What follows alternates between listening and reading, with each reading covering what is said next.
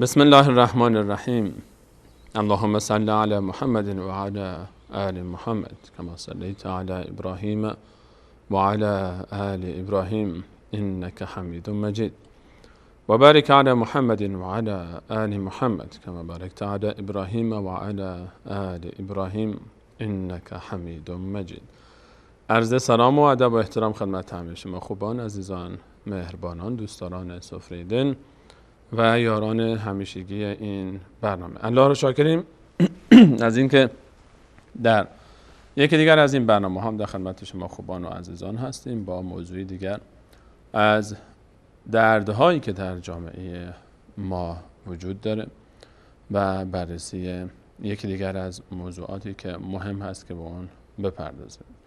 امروز در استودیو مهمان گرانقدری داریم. کارشناس همیشگی برنامه رو به همراه خودمون در داخل استودیو داریم، جناب دکتر نور محمد عمرای عزیز که چند روز پیش در مراسم حج هم تشریف داشتن و مشرف شدن به مراسم حج و آمدند و برگشتن در استودیو و سال حق الان میزبان این عزیز هستیم. گرچه اصل میزبان این برنامه خودشون هستن، من میهمان ایشون هستم در این برنامه و در ابتدا عرض سلام دارم و ادب احترام از طرف شما خدمت جناب دکتر. خوش آمدید. بنده هم البته عرض سلام و ادب خدمت بینندگان دارم. با شما که قبل از لحظاتی پیش سلام و دعا کردیم و به هر حال اجازه بدید با بینندگان خوش و باشی داشته باشیم. عرض سلام و ادب و احترام دارم خدمت همه شما بینندگان و به اصطلاح شاکرم خدا را که فرصتی داد تا از این نزدیکی با هم گپشپی داشته باشیم و همچنین خب لا یشکر الله من لا یشکر الناس. تشکر ویژه دارم و قدردانی از شبکه جهانی وصال حق و استاد بزرگوارم جناب استاد سلیمانی که فرصت دادن تا در خدمت شما باشیم.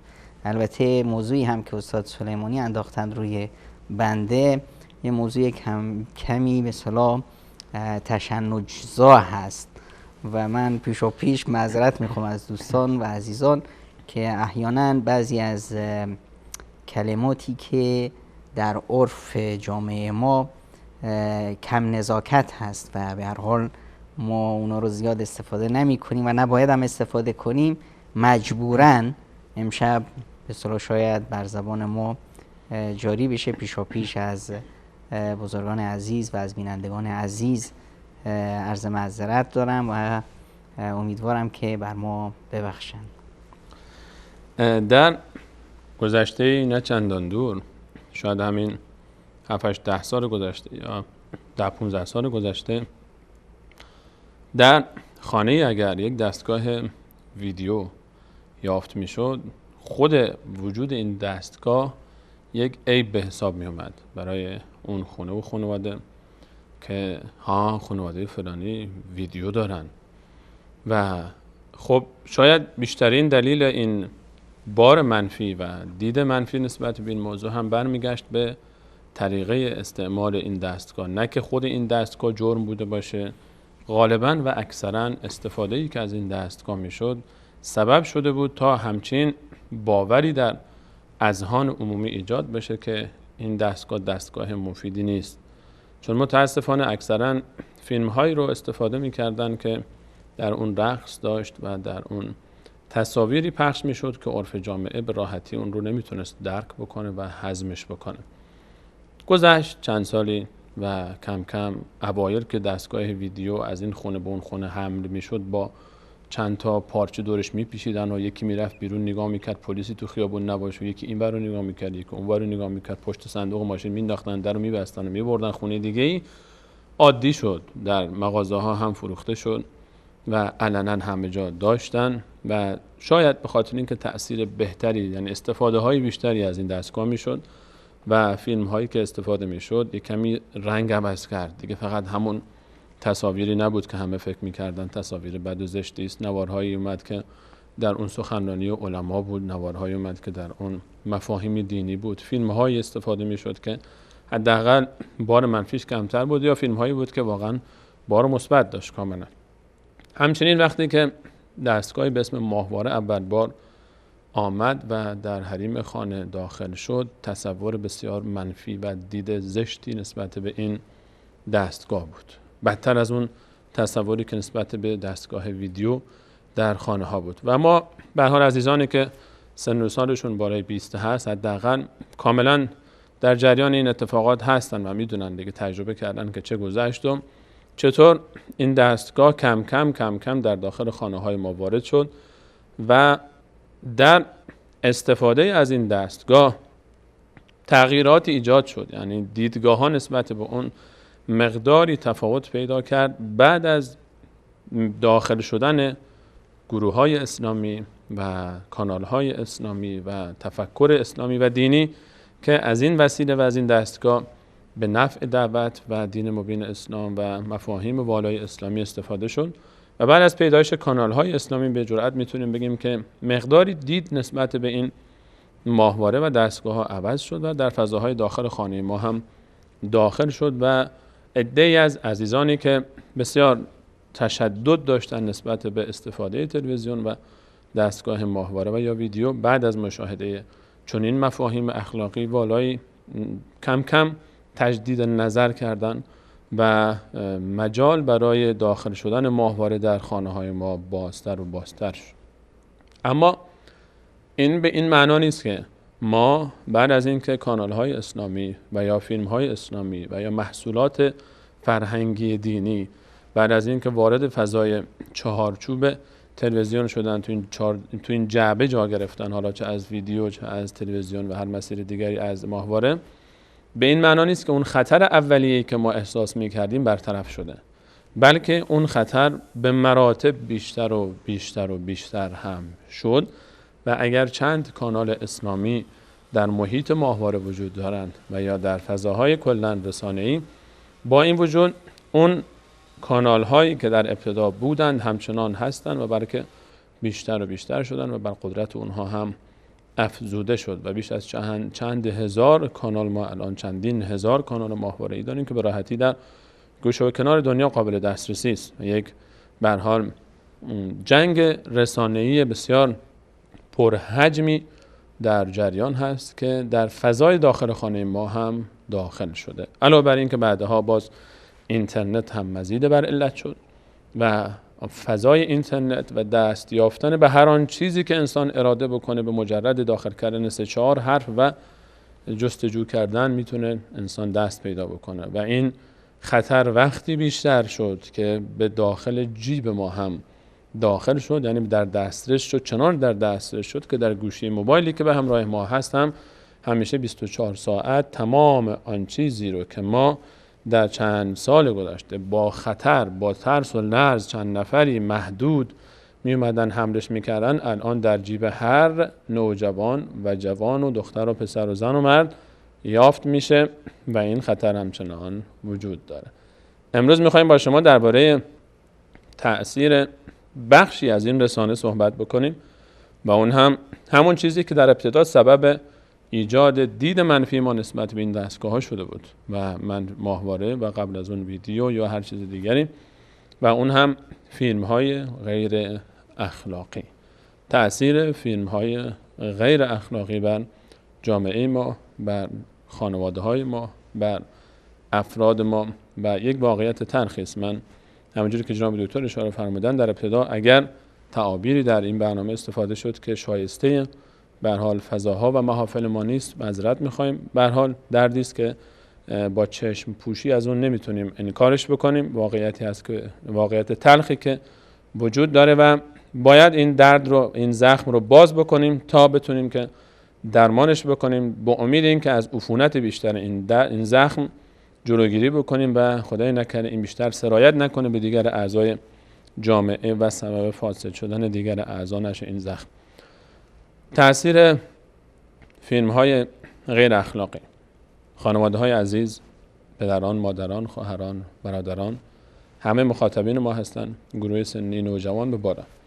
و در این باب میخوایم صریح‌تر صحبت بکنیم با هم و یک کمی راحت‌تر با هم دیگه صحبت بکنیم تا انشالله بتونیم که اون گونه‌ای که شایسته هست تعامل با این دستگاه ها رو بتونیم یاد بگیریم و مواظب خودمون باشیم. در ابتدا جناب دکتر من دوست دارم که در خود مفهوم غیر اخلاقی وقتی که صحبت میشه منظور ما چی هست از فیلم های غیر اخلاقی؟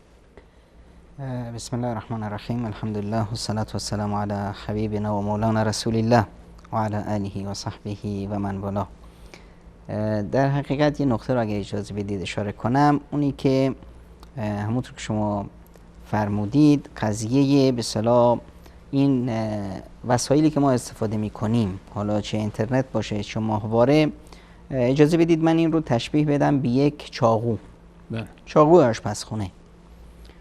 یه چاقوی آشپزخونه در واقع یه نیاز مبرم هر خانه ای هست. تا شما چاقو نداشته باشید مشکل پیاز خرد کردن هم دارید، مشکل نمیدونم گوشت و تکه کردن هم دارید، همه برای یه نیاز مشکل میشه. در این حال همین چاقو میشه یه خنجر به ازش استفاده کرد، آدم کشت، نمیدونم جنایت کرد، همه اینها امکانش هست. شاید اون زمینه‌ای که به اصطلاح مفید هست اینقدر زیاد پررنگ نباشه و خطرناک نباشه برای ما یا نیاز ما برآورد بشه با غیر از اون، در حالی که به اصطلاح اون قسمت جنایتش خیلی پررنگ‌تره. اما یه نیاز هست، یه نیاز مبرم هم هست که باید باشه. دقیقاً ماهواره و اینترنت امروز همین حالت رو داره. یه نیاز مبرم هست. من میتونم به صراحت بگم که مثلا هر خانواده مؤمنی در جهان به اصطلاح فارس مثلا باید ماهواره تو خونش داشته باشه. ماهواره نداشته باشه یعنی چی؟ یعنی از یک دانشگاهی با حجم و به اصطلاح وزن وساد حق در محرومیت هست، اون دانشگاهی که تک تک افراد خانواده به اون نیاز دارن و برای اون شخص تأمین کردن اون هم همچنین فضایی فعلا در جامعه ما غیر مقدور هست. این یک نمونه است، فقط یه نمونهش مثلا. در این حال همین ماهواره میتونه جنایت به بار بیاره، همون برنامه‌ای که مثلا امروز میخوام بهش بپردازیم. پس این نقطه رو باید ما داشته باشیم که در کنار چاقویی که تو آشپزخونه داریم ما یه عقل داریم که این چاقو رو میتونه مدیریت کنه و باید هم مدیریت بکنه. همیشه هم سعی میکنیم چاقو رو از دست بچه‌ها دور نگه داریم، در جای مناسبی نگه داریم. طریقه به اصطلاح عرف اخلاقی ما به ما یاد میده حتی چگونه چاقو رو به دیگری تقدیم کنیم. اون نمیندازیم جلوش، مثلا خطر که همه این موارد رو ما مراعات میکنیم. این رو باید در قضیه ماهواره و اینترنت مد نظر داشته باشیم. وقتی ما میگیم که به اصطلاح فیلم‌های غیر اخلاقی، فیلم‌های غیر اخلاقی همه اون فیلم‌هایی که یا رسانه‌ای که یا ماده رسانه‌ای که به اصطلاح در تلویزیون یا در اینترنت هست و با عرف و اخلاق و پرورش و تربیت ما در تضاد هست. هر آنچه حالا مصدرش کی باشه برای ما مهم نیست.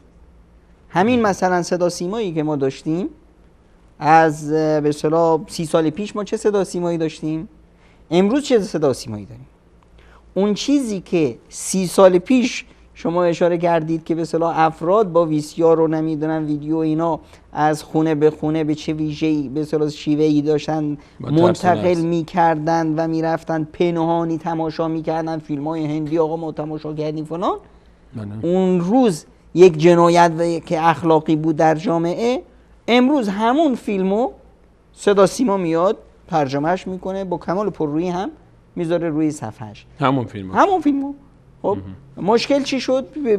الان چون که ما یک فساد بزرگتر داریم، یک مثلا سلسله از فیلم‌های مستهجن و غیر اخلاقی و سکس داریم.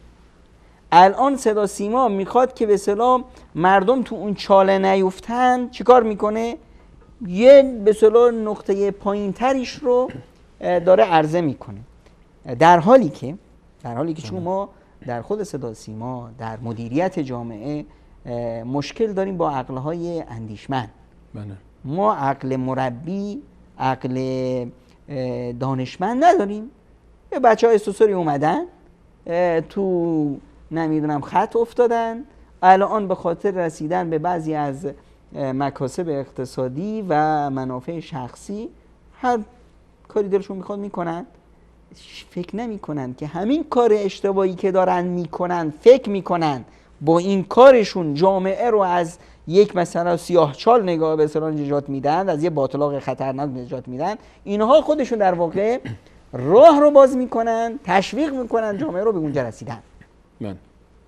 و خطر این گونه فیلم ها، خطر اخلاقیش، خطر اجتماعی سلوکیش از به اصطلاح درسته که از اون فیلم ها به مراتب کمتره، اما باز هم راهی به سوی انحراف.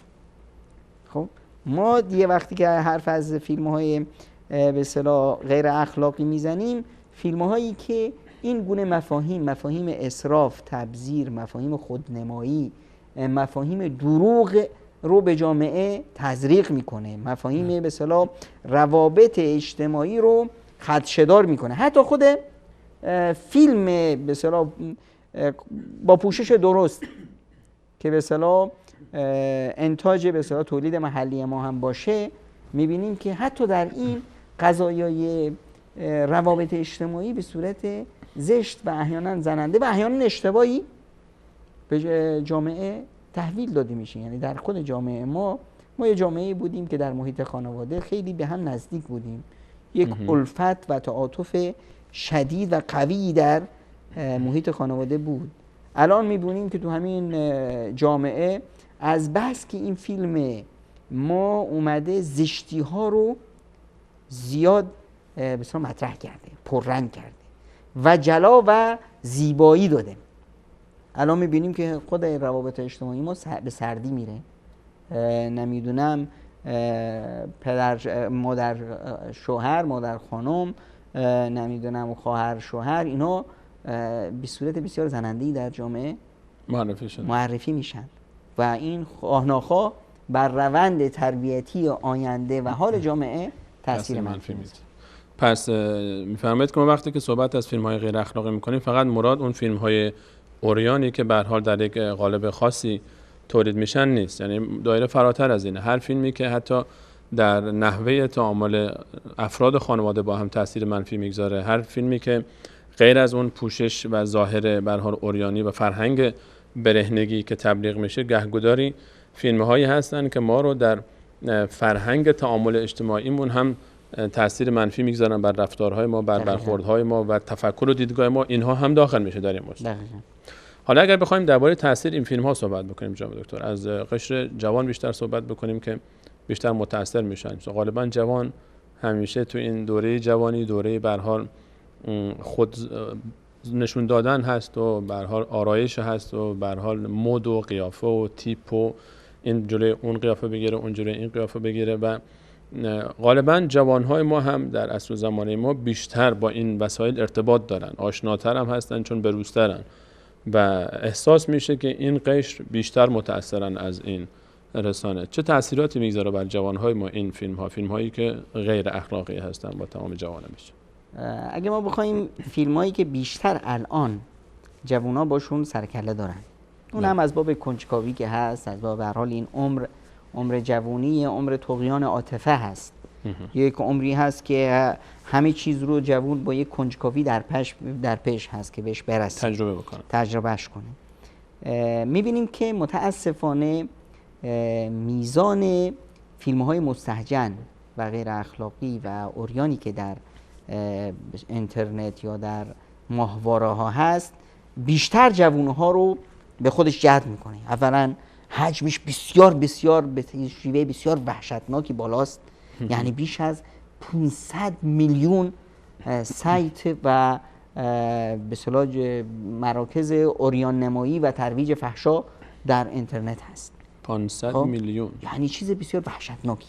یه بازار سیاه بسیار زشت و زننده است که به اصطلاح میلیون ها نفر از این راه به اصطلاح استرزاق میکنند و جامعه جهانی رو، جامعه بشری رو تحت شعاع قرار میدن و به فساد و فحشا میکشن. موردی که ما الان در برخی از جوانامون شاهد اون هستیم که این رو اگر ما بخوایم بین سیستم شهری خودمون با سیستم مثلا روستایی مقایسه کنیم یا مثلا امروز خودمون رو با 30 سال پیش که همچنین مواردی نبود یا خیلی کم بود مقایسه کنیم، میبینیم که ما یه نوع انحراف سلوکی در بچه‌هامون غیر از انحرافات اخلاقی داریم. همین مثلا که میبینیم جوانها یا نوجوانها رو مبحث ازدواج مبحثی بود که هر نوجوانی در قدیم آرزوش بود که کی بابا یه چراغ سبزی نشون بده، کی به اصطلاح با یه رفتاری به مامانش بفهمونه که بله دیگه منم رسیدم و بزرگ شدم دیگه، به فکر منم باشید. امروز میبینیم که پدر مادر دست بچه رو میگیرن یه گوشه‌ای واسه میشینن 2 ساعت واسهش روزه میخونن که چی قانعش کنن که بیا ازدواج کن. بعدم بچه میگه نه. خب حالا این مسائلی که به اصطلاح مسائل اقتصادی هست که بازتاب داره روی به اصطلاح شیوه نگرش نوجوانهای ما، این جای خودش، اون یک بعد دیگه است. اون بعدش هست. اما یه بعد دیگه این که بسیار خطرناک است و ما ازش غافل. اون بعد این است که این جوون راه به خطا رفته. این جوون اومده به اصطلاح دنبال فیلم‌های مستهجن گرفته، الان دچار یه بیماری شده. این الان ارضاء میشه با خواب و خیال، یه چیزایی رو میبینه، با دیدن اینها نوعی به اصطلاح ارضاء غرایز شهوانیش میشه. این وقتی میاد اینو به اصطلاح با این عادت میکنه، این روابط به اصطلاح ارضاء عاطفی یا شهوانی، غرایز به اصطلاح شهوانی یه طرف هست. این جوون ماست با یک موبایل یا با یک تصویر یا فیلم که اون فیلم با این عاطفش رو تقسیم نمیکنه. خب این رابطه یه طرفه جوون ما رو اولا توی وحشتی میندازه که آیا من اگر در کنار خودم طرف مقابل رو داشته باشم آیا میتونم به همین لذت برسم؟ خب و یکی همینی که احساس میکنه که نیازی هم نیست، من که دارم به این به اصطلاح لذت خودم رو اشباع میکنم، این طغیان غریزه رو دارم اشباع میکنم، خب چرا بیام خودم رو زیر بار مسئولیت بندازم؟ خب واسه همینه که اینا مثلا فرار میکنند از ازدواج. وقتی هم ازدواج خب چون بعد جنسیش ارضا میشه یعنی دیگه زیاد تمایل به این سمت پیدا نمیکنه. نیازی نیست. خب حالا اینو نمیتونیم ما تعمیم بدیم. تعمیمش بدیم که اینو ما کلا به هر کسی، یعنی بگیم تمام جوانایی که بحث ازدواج رو مثلا میخوان انکار میکنن، در ابتدا راضی نیستن به ازدواج کردن، آیا همه میتونیم تعمیم بدیم که در همین جریان درگیرن؟ برخی از جوانای اینطور میشن، برخی دیگه به اصطلاح بعد اقتصادی قضیه روشون زیاد تاثیر میذاره، برخی دیگه باز بعد به اصطلاح فرهنگ غلطی که به جامعه تلقین شده که فلانی در 30 سالی ازدواج کرد، من باید درسمو تموم کنم، باید مدرک فلان بگیرم، باید مسائل این چنینی کار داشته باشم، نمیدونم زندگی مستقل داشته باشه، یا اینی که به اصطلاح در فکر اینه که نمیدونم شاهزاده فلانی بیاد به خواستگاریش یا خودش بره به خواستگاری ملکه فلانی. همه این موارد هست، اما این جانبش یکی از مواردش هست. در این حال باز میبینیم که این همین به اصطلاح انحراف اخلاقی به سوی اعتیاد با این فیلم ها احیانا باعث میشه که جوان بخواد ازدواج هم بکنه، اصرار هم داره برای ازدواج، نوعی اعتیاد به بار آورده، اما چون شخصیتش با اون شخصیت نوجوان قبلی تفاوت داشت، این میخواد که این کنجکاوی به حقیقت برسه، میخواد در میدان عمل تجربه در میدان عمل. وقتی که باز در میدان عمل میاد میبینیم که زود میبره. چرا؟ چون که این تجربه کرده بود رابطه یه طرفه رو، اما الان اومد طرف دیگه هم تو میدان اومد، در رابطه یک طرفه تنها لذت بود. خب خداوند متعال وقتی که رابطه دو طرفه، رابطه ازدواج رو میاد تصویر میکشه چی میفرمایند؟ در سوره روم آیه 20 میفرمایند و من آیاته، از نشانی های خداوند متعال این است که ان خلق لکم من انفسکم ازواج، از خود شما، از جنس شما بنی آدم همسرانی برگزید براتون که چی بشه؟ و جعل بینکم لتسکنوا الیها. لتسکنوا الیها، آرامش بله. پیدا کنید. و جعل بینکم مودة و رحمة، یعنی یه لذتی هست، در کنار این لذت نوعی صمیمیت هست، نوعی مهر و محبت هست، رابطه دو طرف هست. الان این جوون ما که معتاد به هرزگری بود، با رابطه یه طرفه انس گرفته، در فقط براش لذت مهم بود. الان دیگه نمیتونه جنبه دیگرشو بیاد به اصطلاح عملا نشون بده. قضیه صمیمیت، قضیه مهر و عاطفه، قضیه رابطه دو جانبه براش کمرنگ هست. زن پیشش یک آله شهوت هست و این آله شهوت رو در مقابلش احساس حقارت میکنه. چرا؟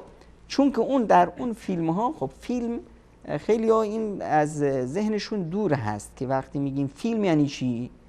فیلم آقا یه فیلم نامه است، چند تا بازیگرن، نمیدونم یه عالمه دم و دستگاه هست. الان که مثلا بینندگان عزیز ما رو تماشا میکنن، در ظاهر به اصطلاح در مونیتور به اصطلاح تلویزیونشون فقط چی رو میبینن؟ فقط این به اصطلاح مبل رو میبینن، جناب آقای سلیمانی و سیمای زیباش رو و من هم که به اصطلاح طفیلی این مجلس. خب این رو تنها میبینن. این همه دم و دستگاهی که اینجا هست و به اصطلاح جلو روما هست، این پروژکتورها، این دوربین ها، اینا رو که نمیبینن. بچهای کنترل و نمیدونم محمد رفیع و آقا فرید و محمد جان، همه اینا رو نمیبینن. این همه دم و دستگاه. وقتی که این عادت کرده بود، یه مثلا صحنه غیر اخلاقی سیکس رو میدید که آقا مثلا این صحنه غیر اخلاقی برای اشباع نیم ساعت به طول کشید، در حالی که اون اشباعش در 2 دقیقه تا 10 دقیقه مثلا طول میکشه، حالت نرمالش. خب میاد احساس میکنه که نه، من باید اون پهلوان میبودم، در حالی که اون فیلم این از ذهنش اصلا تصورش بیرون هست که اون فیلم وقتی که به اصطلاح ضبط شده، به اصطلاح اون به خاطر یک رسوندن یه مفاهیمی، به خاطر بازاریابی برای یک نوع داروهایی، کاندومهایی، نمیدونم کوفت زهرماری که خودشون دارن تو میدون، الان برای به اصطلاح همون فیلمی که نیم ساعت به اصطلاح اونو به اصطلاح به صحنه کشیدن، شاید روش 1 ماه کار کردن. 1 ماه این بازیگران بهشون انواع داروها، انواع نمیدونم پروتئین تغذیه شده. 100 بار این فیلمی رو که به اصطلاح اونا به صحنه کشیدن ضبط کردن، این تیکه تیکه ها رو به هم چسبوندن، بعد پشت صحنه صداهای زیادی روشون به اصطلاح گذاشته شده. اون صداهایی که اونجاست اصلا وجود نداره. اون یه صحنه به اصطلاح اگه پشت صحنهشون رو میدیدن خودشون اصلا متنفر میشدن.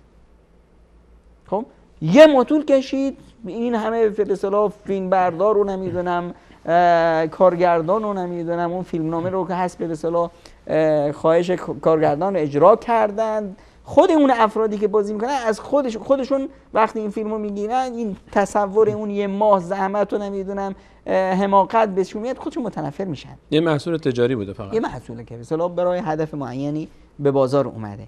الان این جوون ما این تو ذهنش نیست، این رو نمیتونه اصلا احساسش کنه چون پشت صحنه نبوده، ندیده، اما فقط قیاس میکنه بین خودش و اون چیزی که میبینه و فکر میکنه که واقعیته. دقیقاً به یک الگو اون رو قرار داده، به عنوان یک الگو. دقیقاً وقتی میاد میبینه که خودش نمیتونه اون نقش رو ایفا کنه، همیشه احساس شکست میکنه، احساس حقارت میکنه. دختر خانومی که این صحنه ها رو دیده، اونم منتظر همچنین انفعالاتی هست. بله، وقتی میاد که ببینه که نه، اصلا از خودش، از شوهرش، از زندگی زناشویی متنفر میشه، سرد میشه، رابطه زناشویی سرد میشه، رابطه جنسیشون به تنبلی و سردی میگیره. بعدش میبینیم که جوون ما 1 هفته نگذشته حرف از طلاق میزنه، چند روز از ازدواج نگذشته دعوا و مرافع بلند شد، سر و کله زدن همدیگه و خروس جنگی تو خونه بلند شد. یعنی میفهمید که بعضی از دلایل اختلافات زناشویی میتونه ریشه در این بیماری پنهان داشته باشه که شاید دو طرف نمیدونن. بیشترین موارد طلاق‌های زودرس در ابتدای زندگی برمیگرده به همین انحرافات اخلاقی. که شاید دو طرف هم یا حداقل یکی از دو طرف مبتلاست و طرف مقابل نمیدونه، دقیقاً هرچند دنبال راه حل میگرده نمیتونه پیدا بهش بکنه نمیرسه. مشکل کجاست. چون که این یه موردی هست که به اصطلاح پنهان بود.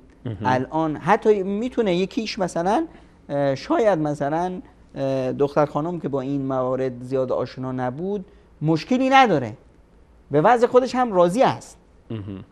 اما این آقا پسر ما که معتاد بود، چون که خودش یه تصور ذهنی اشتباهی توش هست، اون تصور ذهنی این رو وجداناً آزار میده.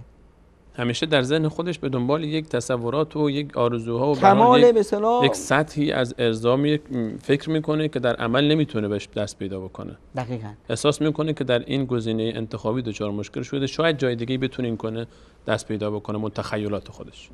احساس میکنه که شکست خورده، احساس میکنه که نمیتونه اون کاری رو که باید بکنه انجام بده. در نتیجه از در هر نگاه همسرش یه نوع عتاب، یک نوع ملامت، یک نوع حقارت رو میبینه. حالا میخواد که به اصطلاح از خودش دفاع کنه. چیکار میکنه؟ جنجال برام میندازه، و مرافع برام میندازه، یه بهانه‌ای برام میندازه تا از خونه فرار کنه، از این جو فرار کنه. همیشه احساس میکنه که به اصطلاح همسرش دنبال اون الگویی هست که شاید اصلا تو ذهن همسره نباشه. این فکر میکنه که شاید اون در ذهن کی هست؟ در ذهن معتاد. معتادی که به همچنین هرزگری اعتیاد پیدا کرده در ذهن اون هست. اون طرف دوم شاید اصلا فکرش هم نمیکنه، به فکرش هم نباشه. یه موردش هست. یه مورد دیگه هم هست که به اصطلاح این فیلم های هرزه‌ای که هست در بسیاری از موارد اینها همراه با خشونت هست. چرا؟ چون خود جامعه‌ای که این فیلم رو تولید میکنه یه جامعه هرزه است. کسانی که به هر حال هنر اصطلاح خودشون هنرمندای این صنعت هستن، اونا کارشون تجارت دیگه. این طرف خودش رو حاضر هست که برای دست یافتن به چند دلغاز چند دلار برای حاضر هست که تمام عفت و حیا و حجب خودش رو بفروشه. دیگه مشخصه که همچین آدمی چه بهایی داره در جامعه.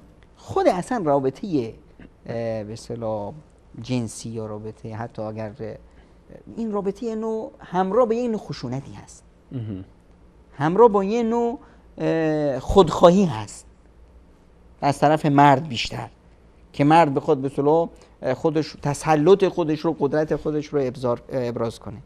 این در فیلم های مبتذل خیلی واضح هست و واسه همینه که به اصطلاح در دین مبین اسلام این ازدواج یک رنگ و روی عاطفی بسیار پررنگی بهش داده میشه که این رنگ و روی عاطفی حتی مثلا در قضیه ازدواج یک اتیکت خاص خودش رو داره که شما حق ندارید مثلا دختری رو دیدید خوشت اومد یالا بسم الله.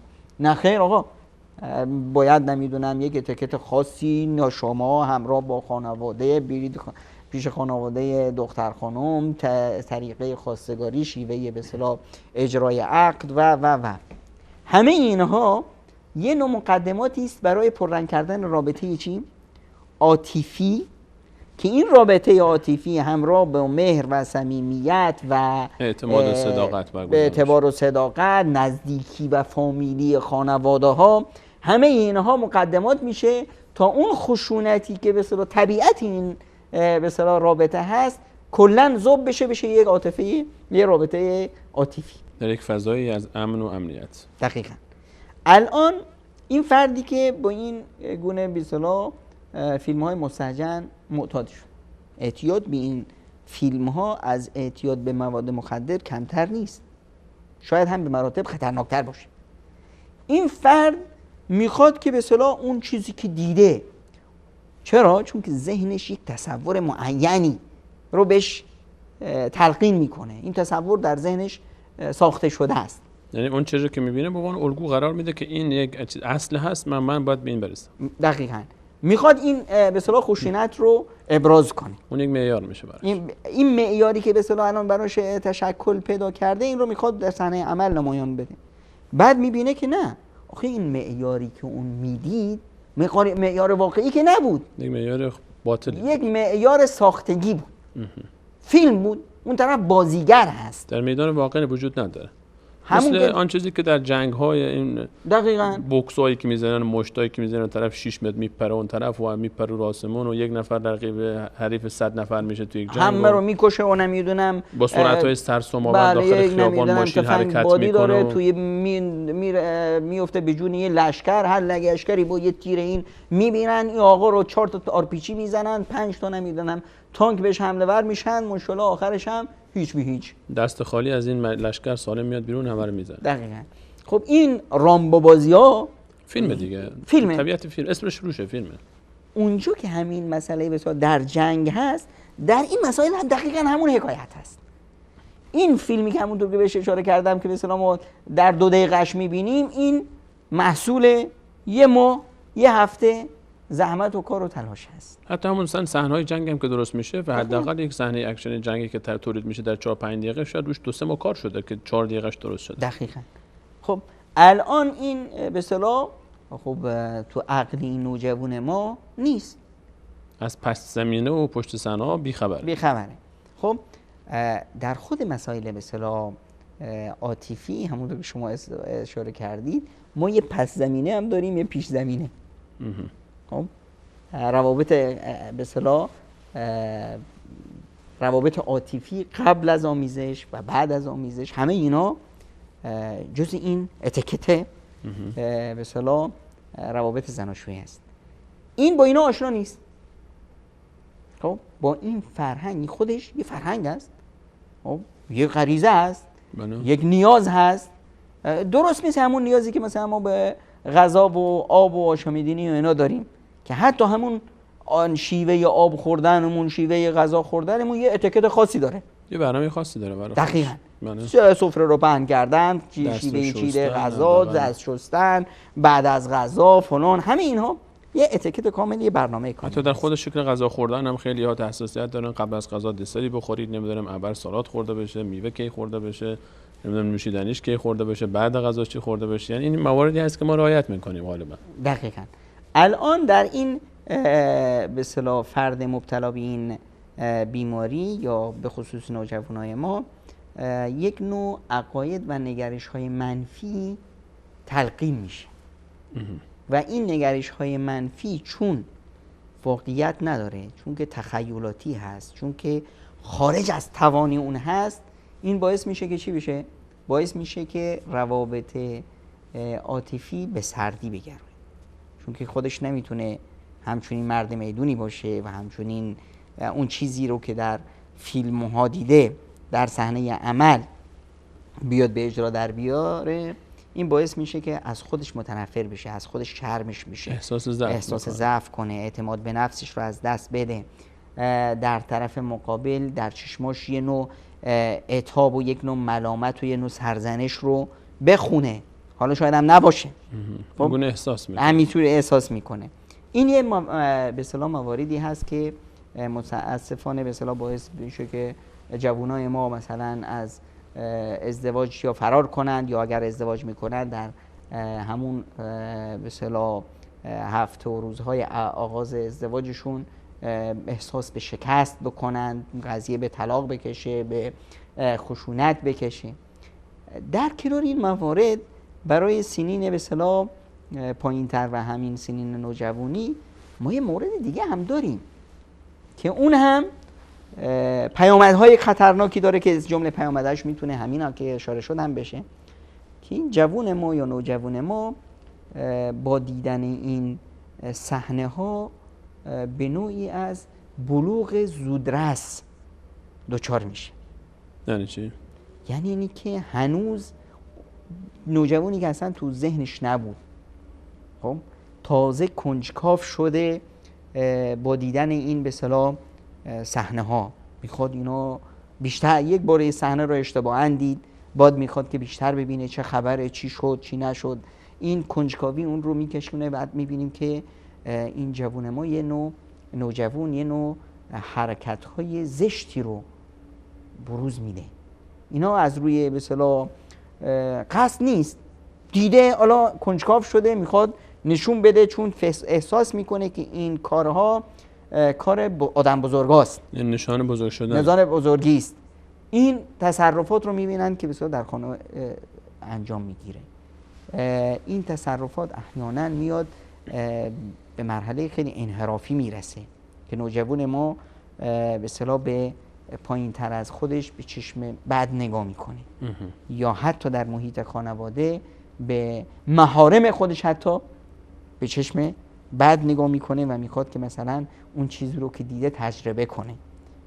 یا در مواردی وقتی که انحراف در بزرگترها میشه، بزرگتری که احساس میکنه که همچنین نوجوانی همچنین حرکتهایی ازش سر میزنه، میخواد از اون استفاده ابزاری بگیره برای شهوتهای خودش، برای اشباع شهوانی خودش. این نوجوان بسیار در خطره. حتی خود جامعه‌ای که اون دشه به اصطلاح دوستا و اطرافیانش که باش بودن، وقتی که این تصرفات اون رو ببینن، اگر اونها دچار نوعی انحراف نباشند، یه نوع محیط خانواده سالمتری داشته باشند، اونها از تصرفات این خوشش نخواهد اومد، چون احساس میکنن این به اصطلاح میخواد که خودش رو بزرگ اونها جلوه بده. درسته.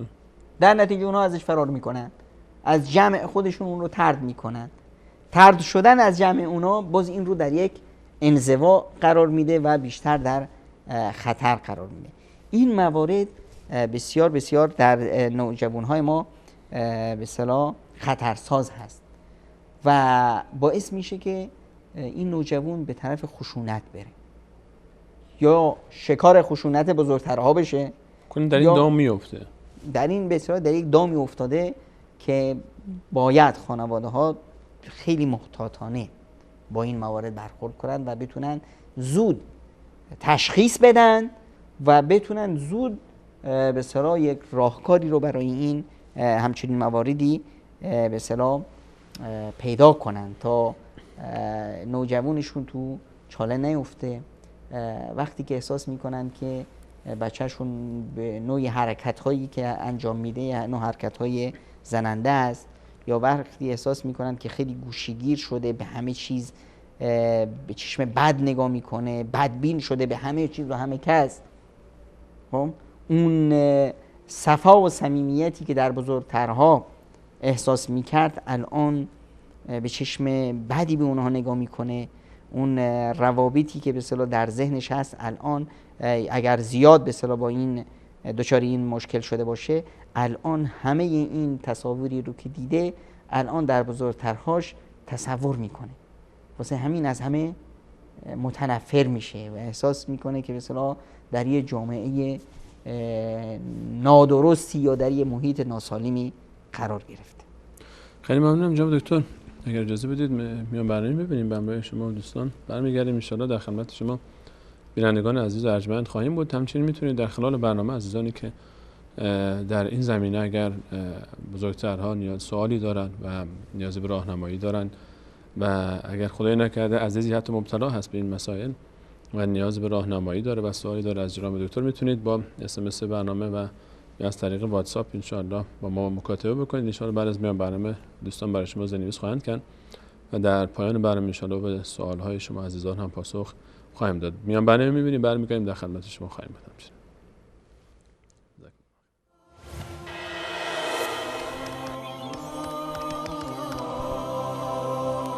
ان الله یرا. آیا نمی‌داند که بیگمان الله می‌بیند؟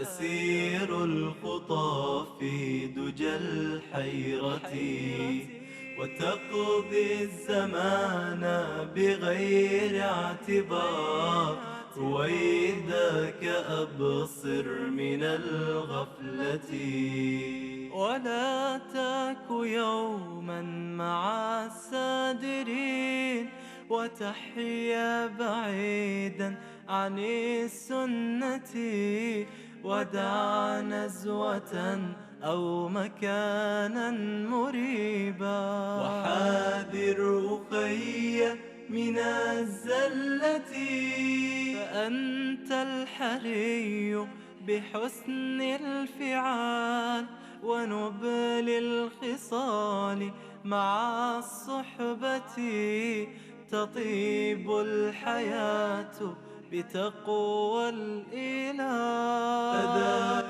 ابو امامه رضی الله عنه روایت می کند که جوانی خدمت رسول الله صلی الله علیه و آله و سلم رسید و گفت ای رسول الله آیا اجازه می دهید زنا کنم؟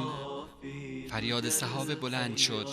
رسول الله صلی الله علیه و آله و سلم فرمودند او را رهایش کنید تا نزد من بیاید و او را کنار خود نشاندند و فرمودند آیا این کار را برای مادر خود میپسندی؟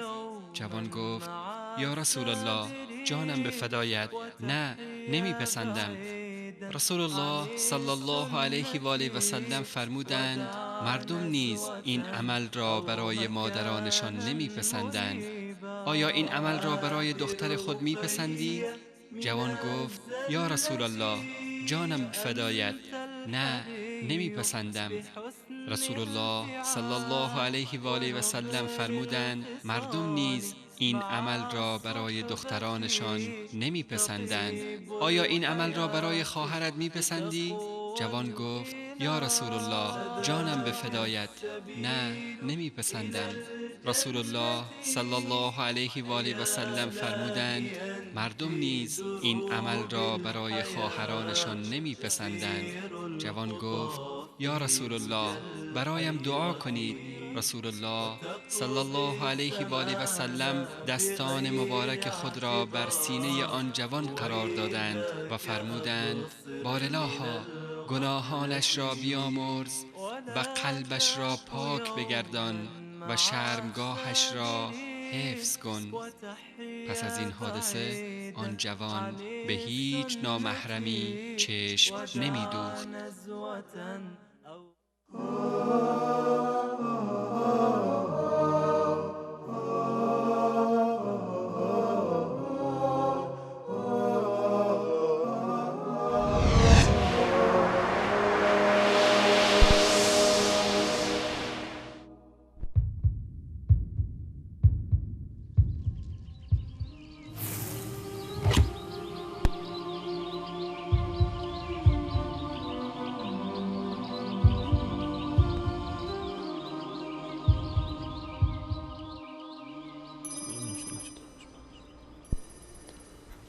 بله سلام مجدد خدمت همه شما خوبان و عزیزان، با شما هستیم همچنان با بررسی موضوع تأثیر فیلم های غیر اخلاقی بر جامعه ما به صورت عموم و بر خانواده و فرد به صورت خصوص. در این موضوع اگر سوالی دارید یا نظر پیشنهادی انشاءالله عزیزان میتونید از طریق SMS یا واتساپ برنامه، واتساپ کانال در کل و یا از طریق فیسبوک سفره دین انشاءالله با ما مکاتبه بکنید. انشاءالله در همین خلال این برنامه با شما عزیزان در این موضوعاتی که مطرح میکنید حتما صحبتی خواهیم کرد و اگر سوالی بود حتما مطرح خواهیم ساخت. جناب دکتر، ما الان در موضوعی که بحث ما صحبت ماست تأثیر جوانان، شما از نتایج و تأثیرات منفیش گفتید. الان اجازه بدید خب یک کمی از زبون برخی از جوانان عزیزی که به هر حال دلایلی برای خودشون ذکر میکنن در مشاهده و ارتباط با چنین فیلم‌های صحبت بکنیم. جوانی در جامعه ما که نسبتاً جامعه ملتزمی است، در جامعه ما جامعه‌ای که جامعه‌ای هست که خب فضای باز نیست در ارتباط بین دو قشر جنس مخالف با هم و من حالا با اون فسادهای اخلاقی که انجام میشه کاری نداریم، ولی در کل فضای جامعه این اجازه رو نمیده.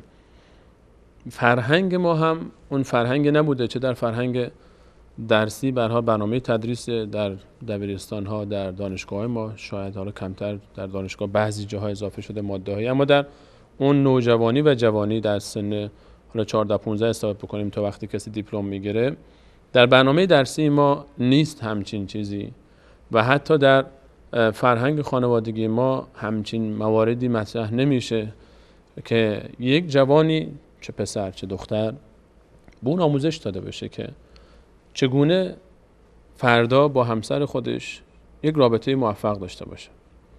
حالا شاید برخی از مسائل اخلاقیش گفته بشه که در تعامل اخلاقی کلی گویی‌هایی مثلا با شوهرت اینطور باش، با زنت اینطور باش، اون باش، اما این مورد که یک نیاز فطری انسانی است، یک غریزه انسانی است، بحث جنسی، در این ما نداریم. باید اعتراف بکنیم که در فضاهای خودمون، در کشورهای خودمون، حداقل 3 کشور فارسی زبان، حالا در تاجیکستان جدیداً مثل این که در مناهج درسی اضافه شده چیزهایی، اونم در حد خودش.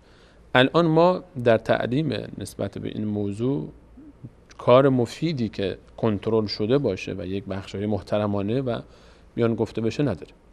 جوان هم کنجکاوه، جوان هم حالا به حجت این که من فردا به هر حال با این مسئله روبرو هستم، میره و سراغ اینترنت، سراغ ماهواره و هر وسیله‌ای که پیدا بکنه، چه بسا رفیقا و دوستایی که داره، و میخواد کنجکاوه که اطلاعاتی پیدا بکنه در این باب تا به خیال خودش شاید حداقل با آگاهی کامل وارد معرکه بشه و بیاد و بعد از ازدواج به خیال خودش فکر میکنه که من اینجوری موفق ترم، حداقل میدونم چی به چیه، از اینکه ندونم حداقل یک اطلاعاتی داشته باشم تا بدونم و بفهمم و بهتر بتونم که از عهده اون کاری که بر من گذاشته میشه بر بیام. ولی آخر به این درد مبتلا میشه. آیا این جوان رو این اجازه رو داره؟ این ملامت میشه؟ دلیلش هم این است و جایگزینی هم نیست. حالا این جوان چیکار باید بکنه برای اینکه یاد بگیره؟ آیا اجازه داره که بره سراغ این کارها؟ آیا اصلا این فیلم ها به صورت عموم هیچ بعد آموزشی، تعلیمی، چون خیلی ها میگن من میرم یاد بگیرم، آیا اصلا همچین مفهومی رو میشه از این فیلم ها آموزش صحیح یاد گرفت، درک کرد؟ آیا سبب آگاهی میشه، نمیشه؟ آیا جوان اجازه داره به این حجت بره سراغ این فیلم ها اصلا؟ موردی که شما بهش اشاره میکنی در واقع یک حلی هست که خود به خود در جامعه، حتی در جامعه های پایبند، در جامعه هایی که به اصطلاح سنتی هست، بله، با مرور زمان و کنجکاوی محدودی که یا فضای کنجکاوی محدودی که نوجوان و جوان ما داره، خود به خود به این میرسه. یعنی چطور خود به خود میشه؟ یعنی بعد از اینکه ازدواج کرد؟ قدیما مثلا یه طوری بود که به هر حال خیلی جامعه سنتی بود و همچین مشکلاتی ما نداشتیم. این بود که اون غریزه در جوون ما فوران میکرد و جوون هم به اصطلاح با یک اشاره هانی میگفت، دختر خانم ما هم سکوتی میکرد و قضیه حل میشد و می اومدن به اصطلاح مسئله ازدواج مطرح میشد و بزرگتری می اومد پیش دختر خانم و پیش به اصطلاح آقا پسر، عمویی، دوستی، عزیزی، به هر حال بزرگی، می اومد یک کارهایی، مسائلی رو براش مطرح میکرد. چرا؟ چون که به اصطلاح از محیط پرت بود یا یه چیزایی به اصطلاح اون چیزی که میدونست یک به اصطلاح به صورت واضح نبود. جوون به اصطلاح که به هر حال الان دم وقت ازدواج کرده است یا ازدواج میکنه. به تعبیر خودمون خیلی پرت بود. بله. الان نه، الان این محیط نیست. الان به اصطلاح وضع فرق میکنه. اینی که ما بیاییم به اصطلاح یک برنامه آموزشی داشته باشیم که این مسائل رو در مدارس و اینا به اصطلاح به صورتی که الان در بعضی از کشورها مطرح هست بیاریم مطرح کنیم، این بازتابش به جای اینکه مفید باشه در بسیاری از موارد بازتاب بدی داره. یعنی چی؟ یعنی اینی که ما حس کنجکاوی بچه رو تحریک میکنیم. یه حس کنجکاوی هست که در خفا تحریک میشه، اصلا خود به خود خود به خود به هر حال به اون مسائلی که هست. غریزه انسانی. اما این نه تنها غریزه به اصطلاح تحریک میکنه، یه تحریک مثبت میاد. به اصطلاح وسایلی که در جهان هست، رسانه منفی میاد این رو تحریک منفی میکنه. اما کل این تحریک جنبه به اصطلاح حیایی که تو جامعه هست، عرف جامعه این رو نگه میداره، یه نوع کنترل ذاتی وجود داره. اگه ما اومدیم این رو به اصطلاح در محیط آموزشیمون صراحتاً مطرح کردیم، یعنی اگه بخوایم یک ماده تدریس داشته باشیم در این موضوع رابطه زناشویی، قبل از این ماده ما یه مورد دیگه ای داریم که اون به اصطلاح نیاز مبرم جامعه است که نیست. چی؟ تا اون نباشه ما باید به اصطلاح یک ماشینی رو ما در حال به اصطلاح هول دادن هستیم توی سرازیری. قبل از این که ما به فکر هول دادنش باشیم باید ترمزش رو خوب چک کنیم. ترمزش باید خیلی قوی باشه. الان ما هولش هم میدیم، تو سرازیری هم هست، کنار دره هم هست. خب الان باید مهمتر از هول دادن نگه داشتن بعد از روشن شدن. بله. اینه که ما نیاز داریم یک به اصطلاح قوه و یک مکانیزم داخلی در نه تنها در کودکان و نوجوانان، در بزرگسالان هم این قوه و مکانیزم کنترل داخلی رو قویش کنیم. بله. که اون همون چی است؟ مباحث پیشینی که ما داشتیم، قضیه تربیت، بله. ایمان به خدا و احساس مراقبت الهی، شعور به مسئولیت و دوری از گناه. خب یه مکانیزم کنترل داخلی رو ما باید هم در بزرگترهامون هم در کوچکترهامون به وجود بیاریم تا از این اسلحه فتاک استفاده نادرست نشه. همون مثلا قصه چاقوی آشپزخونه، تا ما این نگرش رو به وجود نآوردیم هر گونه آموزش پیامد منفی خواهد داشت. حالا چه این آموزش برنامه ریزی شده باشه، در محیط دانشگاه باشه، چه در محیط دبیرستان باشه، یا چه از راه‌های به اصطلاح کانال‌های غیر رسمی به اصطلاح اینترنت و ماهواره و اینا به بچه ما تزریق بشه. پس آموزش ما در دو بخش باید خلاصه بشه. یعنی یک مقدمه سازی باشه که سوء استفاده نشه از این خود آموزش. یعنی این آموزش هدف ما کنترل هست، هدف ما موفقیت هست، خدای نکرده مسیرش عکس نشه و جواب منفی نده. حالا فعلا این آزمایش ما اصلا نداریم، یعنی که اصلا فعلا نیست. حالا این آزمایش اصلا فعلا آموزش در منطقه، در حداقل ما در دانشگاه‌های ما و در مدارس ما و در دبیرستان ما مشهود نیست. غیر از این آموزش الان چیکار باید بکنیم تا ما این به اصطلاح کنترل ذاتی رو به وجود نآوردیم همیشه ما در خطریم. بچه ما در خطره، بزرگسال ما در خطره و هر گونه استفاده از این چاقو خطرساز است. خب پس این قضیه به اصطلاح تربیتی، قضیه ربط انسان به خدا و محاسبه ذاتی، تا این به وجود ناومده ما در خطریم، بچه‌مون در خطره، خانواده در خطر. و خطر هم خیلی جدی هست. خطری هست که به اصطلاح همونطور که شما اشاره کردید تو جیبته. یه بمب ساعتی که هر لحظه وسوسه‌های شیطان، نمیدونم تشویق دوستای ناباب، همه این رو میتونن فعالش کنن.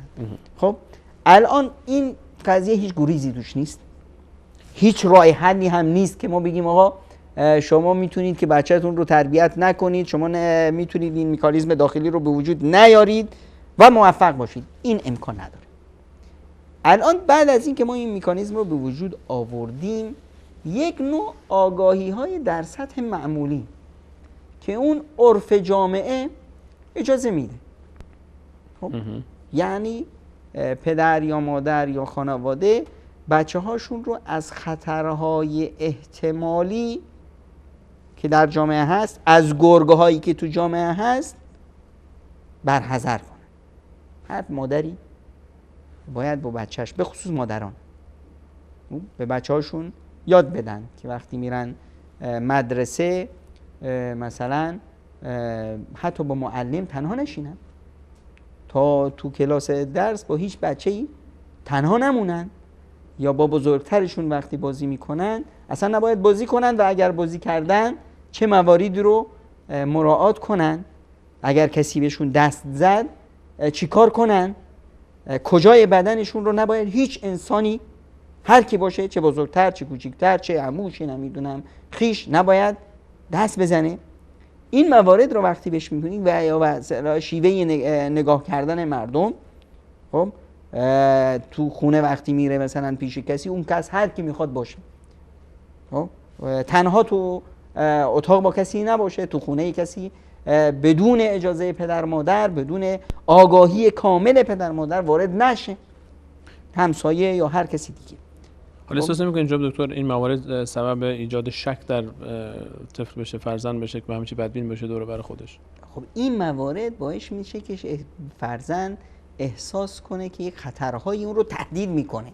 یعنی لازمه خب. که ما بهش باید بگیم که حتما این سری احساس خطرها باید بکنه، اینجوری نباید باشه که همیشه خیالش جمع باشه که در هر فضایی، در هر محیطی من هیچ خطری منو تهدید نمیکنه، احساس امنیت کامل در هر فضایی داشته باشه. اگر احساس این چون این احساسی بهش دست زد، اینه که به اصطلاح ممکنه که منحرف بشه و اینه که بچه‌ها وقتی که منحرف شدن، چون که یک نوع قدرت مکانیزم وجودی خداوند تو بچه گذاشته، همون حیا، همون ترس، همون شرم. این شرم باعث میشه که وقتی که تو چاله افتاد از افراد سودجو خیلی به اصطلاح مورد سوء استفاده قرار بگیره.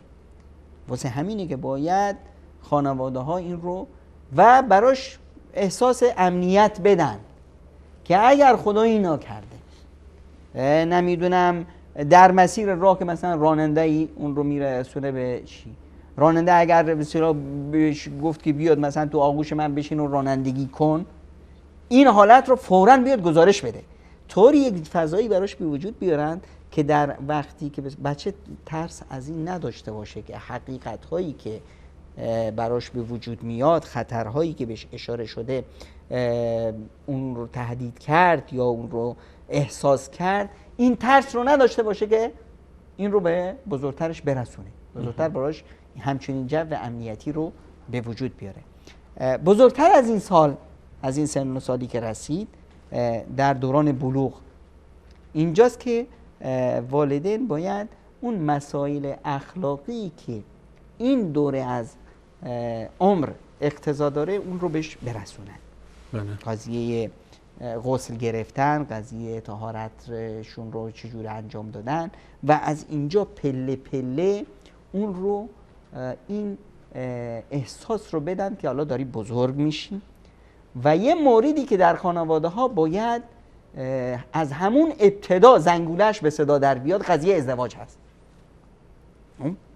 به پسرشون، به دخترشون برسونن که ما در فکر ازدواج شما هستیم، که فرزند این احساس رو داشته باشه که کسایی هستن که برای اون فکر میکنن، کسایی هستن که درد اون رو احساس میکنن، کسایی هستن که در پی امنیت و بهداشت و سلامتی درست اون هستن.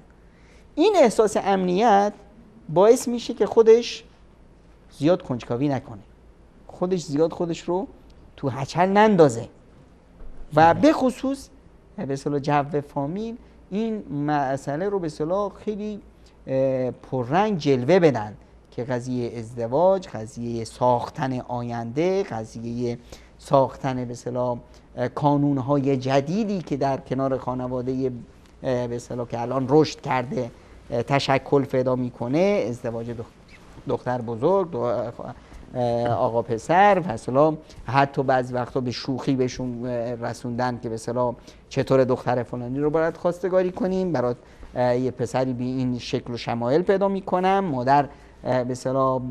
این الان وقتی هست که نوجوان ما به عمری رسیده که دیگه نیاز به پدر و مادر به عنوان بالاسری نیاز نداره. الان نیاز داره به پدر و مادری که باش دوستن، باش خیلی رک شوخی میکنن، خیلی رک موضوعی به اصطلاح این چنینی رو با احترام، با اون نزاکت که عرف و به اصطلاح اخلاق اجتماعی ما ایجاب میکنه اون رو مطرح میکنن. خب و این رو هم مد نظرشون دارن که وقتی مثلا با پسرشون یا با دختر بزرگشون میشینن هر نوع نمیدونم فیلمی رو نذارن. خانواده میان دختر پسر بزرگ دارن، به بلوغ رسیدن یا در عمر نوجوانی هستن، با هم میشینن یه فیلم مستهجن غیر اخلاقی رو تماشا میکنن که در اون روابط اجتماعی از هم گسیخته است، بی‌بندوباری هست، نمیدونم فساد اخلاقی هست، همه اینا هست.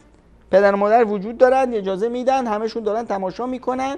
الان به پسر و دخترشون به اصطلاح میگن یا انتظار دارن که اونا به اصطلاح خودشون رو کنترل کنن منحرف نشن. همون قصه که میگه آقا منو تو دریا انداخت، بعد میگه داد میزنه که مواظب باش تر نشی.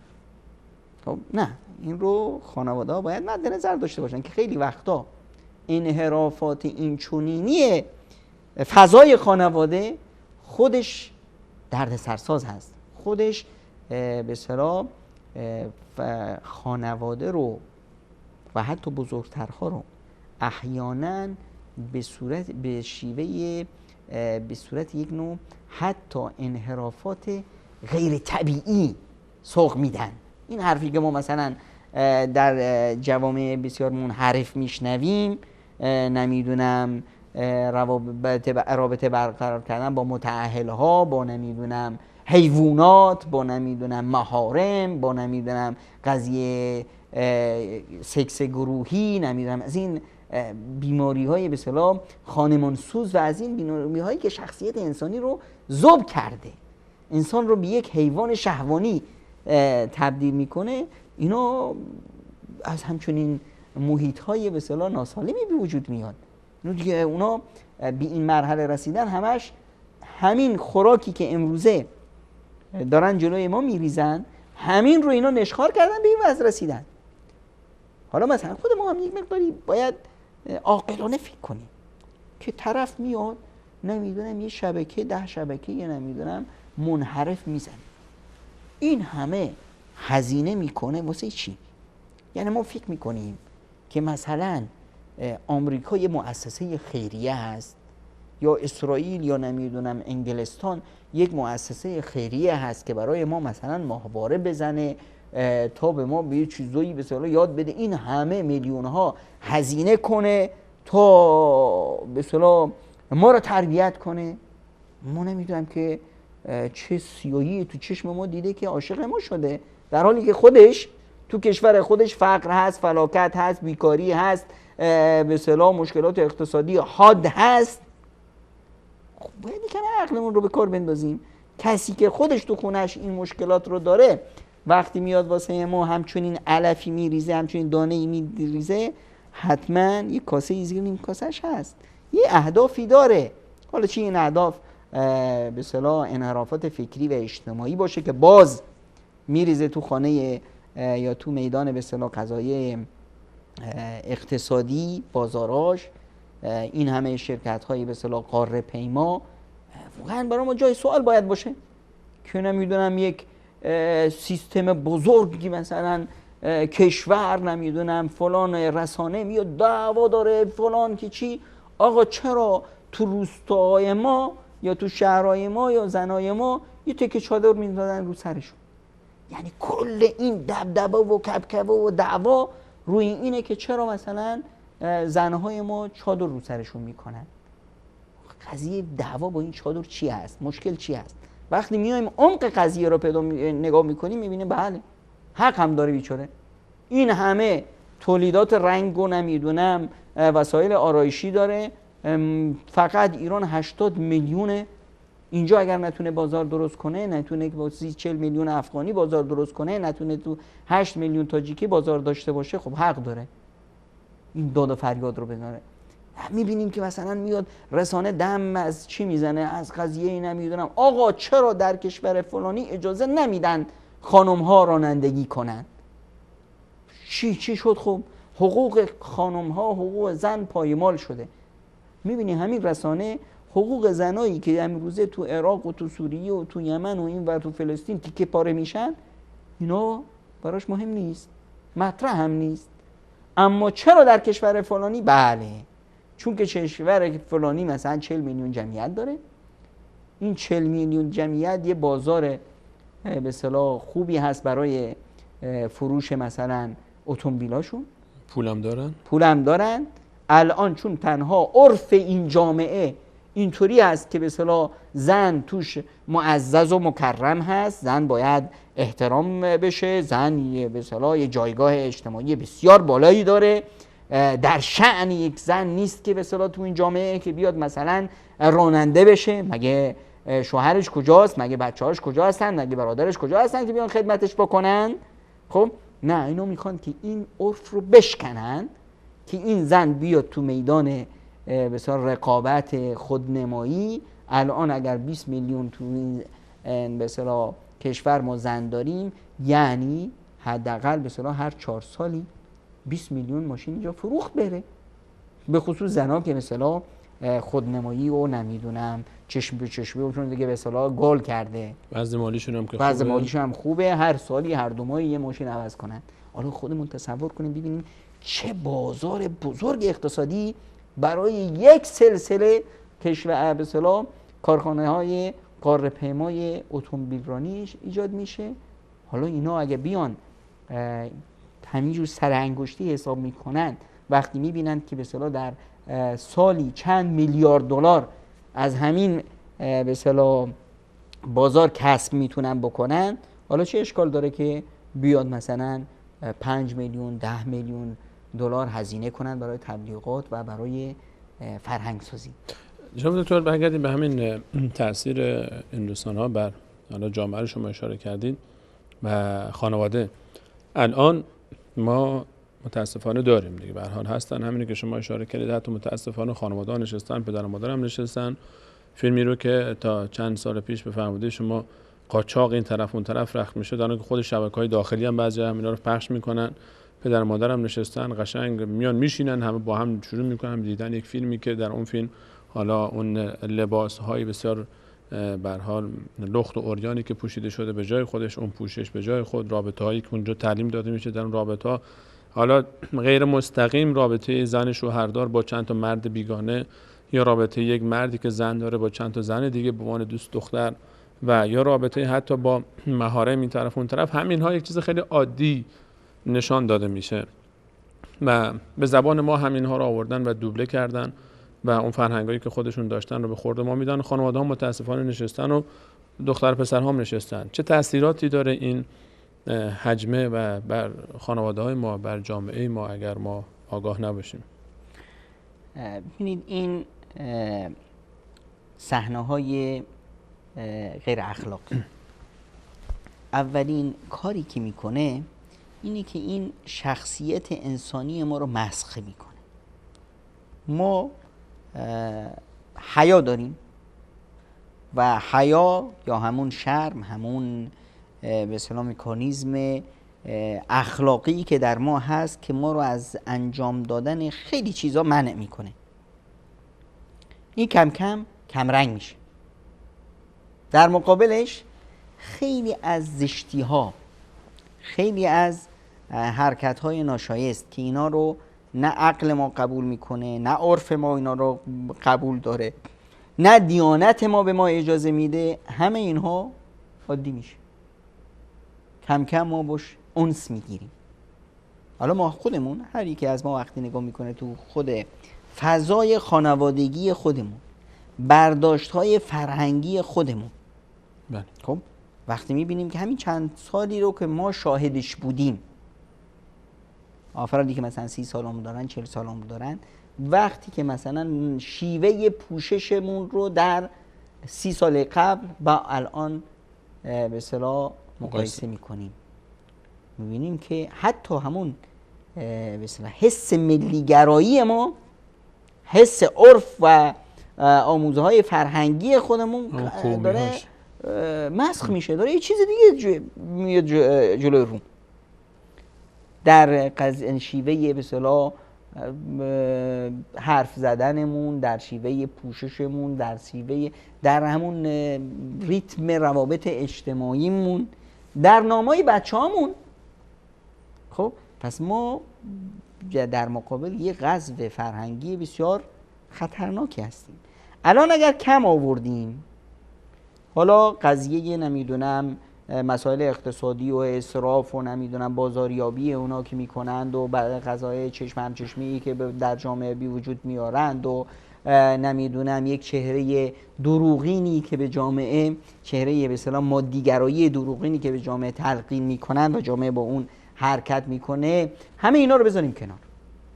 قضای اخلاقی ما میبینیم که همین باعث میشه که یه نوع زمینه‌ای برای سردی روابط خانوادگی به وجود بیاد، یک نوع بیماری‌های روانی در جامعه رشد کنه نتیجه همین تصاویر، در نتیجه همین فیلم های به اصطلاح مستهجنی که به جامعه داده میشه، یک نوع انحرافات اخلاقی در جامعه خیلی عادی آمارش بره بالا. مثلا وقتی که مثلا افراد یه نوع اعتیادی پیدا میکنن به فیلم های غیر مستهجن، فیلم های غیر اخلاقی، مستهجن و غیر اخلاقی، اینه که باعث میشه چی؟ یه نوع طغیان غریزه درش به وجود بیاد. این طغیان غریزه گفتم همونطور که این رابطه چون که یه طرف هست، خب این طغیان غریزه میتونه این رو به انحرافات در کنار این که به اصطلاح عقل و اندیشه اون رو کلاً تحت شعاع قرار میده، کلاً مخ این رو یک مخ شهوانی میکنه. میبینیم که این طرف در مسائل اجتماعیش افت پیدا میکنه، در مسائل به اصطلاح کارش افت پیدا میکنه، اگر محصل هست در افت تحصیلی پیدا میکنه، همه اینا جای خوب. میبینیم به هر چیزی یک دید شهوانی داره، به هر کوچیک و بزرگی، به هر نمیدونم حرکتی، به هر تصویر و هر واکنشی، حتی اگر واکنش حیوانات باشه، خب یه نوع دید شهوانی داره، همه دید شهوانی چشمشو میگیره. خب بعدش میبینیم که این دست میزنه به انحرافات اخلاقی، قضیه نمیدونم رابطه جنسی با جنس هم جنس خودش، نمیدونم قضیه استمناء و خود ارضایی، زنا و فاحشه‌گری و همه اینها رو میشه. اون صداقتی که در عشق و مثلا نگرش برای ساختن یک قانون درست سالم، یک قانون بهداشتی اجتماعی در هر جوونی یا در هر انسانی هست، یک میل غریزه طبیعی به جنس مخالف، این میل انحراف پیدا میکنه. اون عشق از به اصطلاح یک عشق صادقانه به یک عشق منحرف میره. حالا این چون که به اصطلاح تصویرهای مختلفی رو حالا داره میبینه تو فیلم ها، همه این تصویرها هم ساختگی، خب تو ذهنش، تو عقلش، تو مخش یه نوع از هر یک به اصطلاح از این تصاویری که میبینه یه خوبی رو جمع میکنه، یه شکلی برای خودش در تصور داره که میخواد به این برسه. الان در روابط اجتماعی، در روابط عاطفیش با همه سرد است. چرا؟ چون اون تصور خیالی براش مهیا نیست. هیچ زنی اون ویژگی‌هایی که اون میخواد نداره، هیچ مردی اون ویژگی‌هایی که اون خانم میخواد نداره. واسه همینه که به اصطلاح در قضایی به اصطلاح روابط اجتماعی یا در مثلا ازدواج میبینیم که نق میزنند، فرار میکنند از جوانای ما، بزرگترهای ما در پی رابطه برقرار کردن با یک سوژه جدید هستند. اینی که به اصطلاح خیانت‌های خانوادگی صورت میگیره، نمیدونم روابط نامشروع صورت میگیره. وقتی که تجربهات زیاد میشه از این به اصطلاح، حالا مردم میگن از این گل به اون گل، من نمیگم بگم از این گل به اون گل چون که این تعبیر نادرست هست، از این به اصطلاح با عرض پوزش از این به اصطلاح حمام عمومی یا دستشویی عمومی به دستشویی عمومی منتقل شدن، اینه که همه اون چیزی که اون میخواد بهش نرسیده. بعد الان میاد در فکر انحرافاتی میره که اصلا دیگه طبیعت هر انسانی با اون سازگار نیست. به اصطلاح قضیه همجنسگرایی، قضیه نمیدونم رابطه برقرار کردن با حیوانات، اینی که مثلا در جامعه های دیگه ما شاهد اون هستیم و الان به حد این انحرافات رشد پیدا کرده و این جوامع مسخ شده که داره سیستماتیک میشه، داره قانونهای کشورها دارن این رو تایید میکنن. واسه چی؟ واسه اینی که اون طرفی که قانون ساز هست بلا شدی این چیز اون مبتلا شده. وقتی که آقای مثلا اوباما میاد میگه که من همجنسگرایی رو به اصطلاح تایید میکنم، اون یه چیزی رو تایید میکنه که باش انس گرفته دیگه. اون زشتی و کراهتی که به اصطلاح تو این مورد بود براش زشت نیست، از بس تکرار شده، از بس دیده، از بس این رو تجربه کرده، و از بس از اون به اصطلاح شیوه مثبت متنفر شده، چون اون شیوه مثبت اون رو ارضا نمیکنه که مسائل رو به اصطلاح در تأثیرات منفی که بر خانواده داره بیشتر روش وای میسیم. این مسائلی هست که به اصطلاح خیلی مهم هست که ما باید مد نظر داشته باشیم. و یه موردی که بسیار حائز اهمیت هست اینه که با گناه، همون تصویر پیامبر اکرم صلی الله علیه و سلم که قلب انسان مثل یک به اصطلاح وقتی که انسان گناه میکنه یه نقطه سیاهی بر قلب گذاشته میشه، با تکرار گناه این قلب کلن اون جلا و صفا و صیقلیتش رو از دست میده، میشه یه چیز سیاه. حالا که سیاه شد یعنی چی؟ یعنی اون حس و اون شعور به گناه، شعور به دیدن زشتی از بین میره، عادی میشه براش. نه تنها عادی میشه بلکه زین لهم و شیطان و اعمالهم میشه که شیطان اون کاری که اون میکنه اون رو براش زینت میده. طرف میاد این کار رو میکنه، حتی اعلام هم میکنه که من همچنین جنایتی انجام دادم، خیلی خوشحال هم هست که به اصطلاح به همچنین پیروزی رسید. آقا طرف میاد به اصطلاح اعلام میکنه تو روزنامه ها تو چی که آقا میخواد تغییر ماهیت جنسی بده، خب میخواد که نمیدونم با همجنسگرایی رو رشد بده. خب همینی که میبینیم حتی این نوع شیوه پوشش یا شکل و شمایلی که به اصطلاح افراد انتخاب میکنن، یعنی اینا چیزای ساده نیست. ما خیلی احیانا باش ساده میگیریم که نمیدونم جوونی موهاش رو مثل به اصطلاح همجنسگرایان نمیدونم فلان کشور شکل داده، شکل و شمایلش رو نحوه پوششش مثل همجنسگرایان هست. یعنی چی؟ این داره اعلام میکنه، این رو خودش نوشته. همونطور که ما مثلا در متضادش وقتی میگیم که مثلا پوشش اسلامی در واقع اعلام هست، وقتی یه زنی مثلا حجاب میپوشه یعنی چی؟ یعنی این زن جلوی روی خودش یه تابلو گذاشته که من یه شخصیت معینی دارم، من زنی هستم که هرزه نیستم، من زنی هستم با اخلاق، دروغ نمیگم، به کسی خیانت نمی کنم، مال کسی رو دزدی نمی کنم، غیبت کسی رو نمی کنم، حق کسی رو ضایع نمی کنم، به مردم خدمت می کنم و ذلك ادنى ان يعرفن فلا يؤذى. این تعبیر قرآنی هم همینه که شناخته بشن. شناخته بشن. وقتی که شناخته شدن من اهل هرزه نیستم، در نتیجه کسی نمیاد جلو، مزاحمش نمیشه. در مقابل کسی که یه پوشش معینی که پوشش افراد هرزه است، پوشش یه نوع افراد منحرف هست، اون رو برای خودش به اصطلاح انتخاب میکنه. یعنی چی؟ نمیخواد بگه من این کارم، یعنی بوق تو دستش گرفته و داد میزنه آهای مردم، آهای افراد هرزه، منم از شما، من راه بازی هستم، من هر کی میخواد به اصطلاح چشم چرانی کنه، هر کی میخواد نمیدونم غرایزش رو اشباع کنه، آقا من دقیقاً همون چیزی که ما تو خیابونا میبینیم که آقا یه تابلویی زدن نوشتن روش دستشویی عمومی، دقیقاً همین معناست. ما خودمون رو شاید گول بزنیم بگیم مثلا شیطان برای ما زینت بده که آقا این دستشویی عمومی یه مقداری با رنگ و رودن و با یه مقدار به اصطلاح صفای خاصش حداقلش بخواد بیا بگو آقا دستشویی عمومی متنقل که از اینجا به اونجا در حال حرکت هست.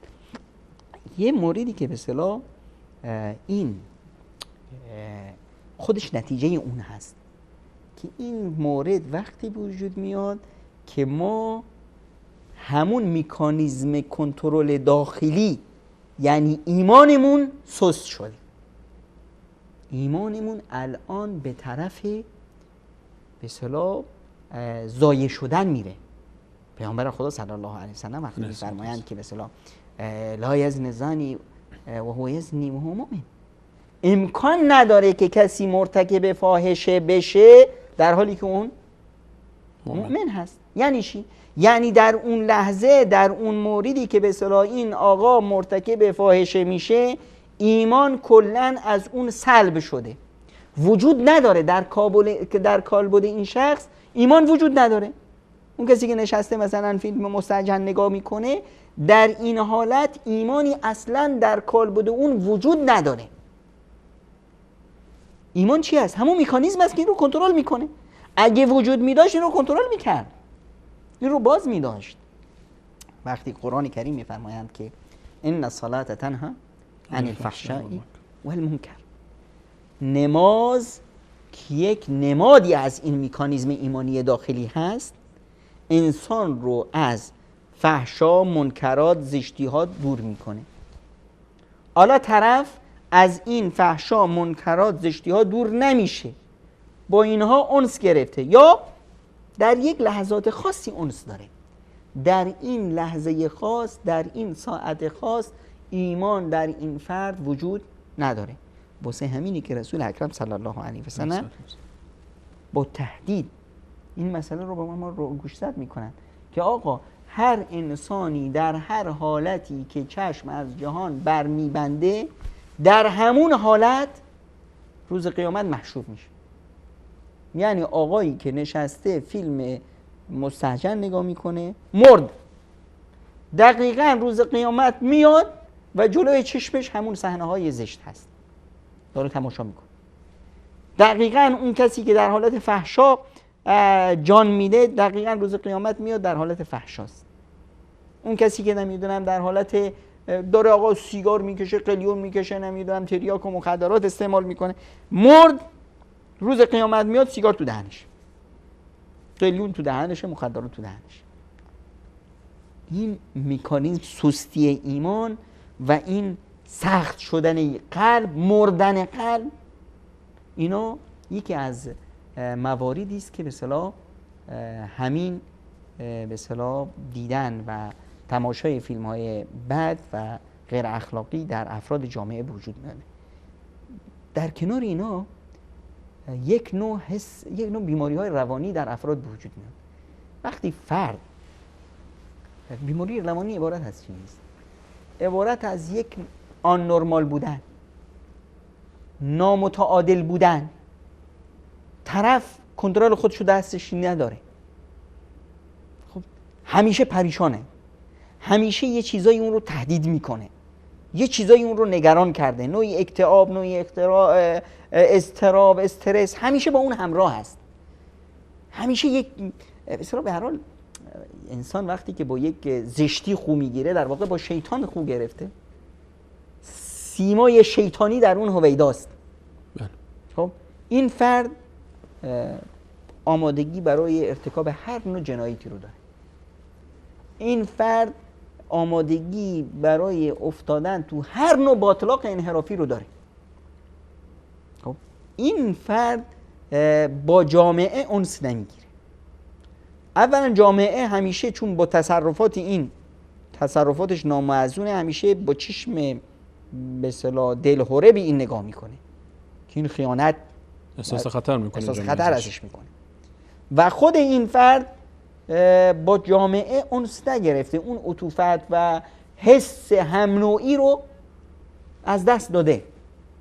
الان خودش براش مهمه و بیشتر از خودش اون به اصطلاح داده ها یا اون نگرش هایی که الان بر مخش، بر مغزش چیره شده، اونا مهمه. رسیدن به اون اشباع به اصطلاح شهوانیش براش مهمه. خب این اشباع شهوانی رو اومد مثلا جامعه کمکش کرد، ازدواج بهش داد، اصلا براش راه حل نیست. چرا؟ چون که اون ازدواج نتونسته اون تصوراتی که در مغز این شکل گرفته اونا رو براش مهیا کنه. ازدواج نتونسته اون زنی که این در پیش هست رو بهش بده. ازدواج نتونسته اون به اصطلاح سیما یا اون چهره ای از به اصطلاح رابطه جنسی یا رابطه به اصطلاح زناشویی که اون در فیلم ها میدید و تصور میکنه که واقعیت داره، نمیتونه اون رو به اصطلاح به صحنه عمل اجرا بکنه.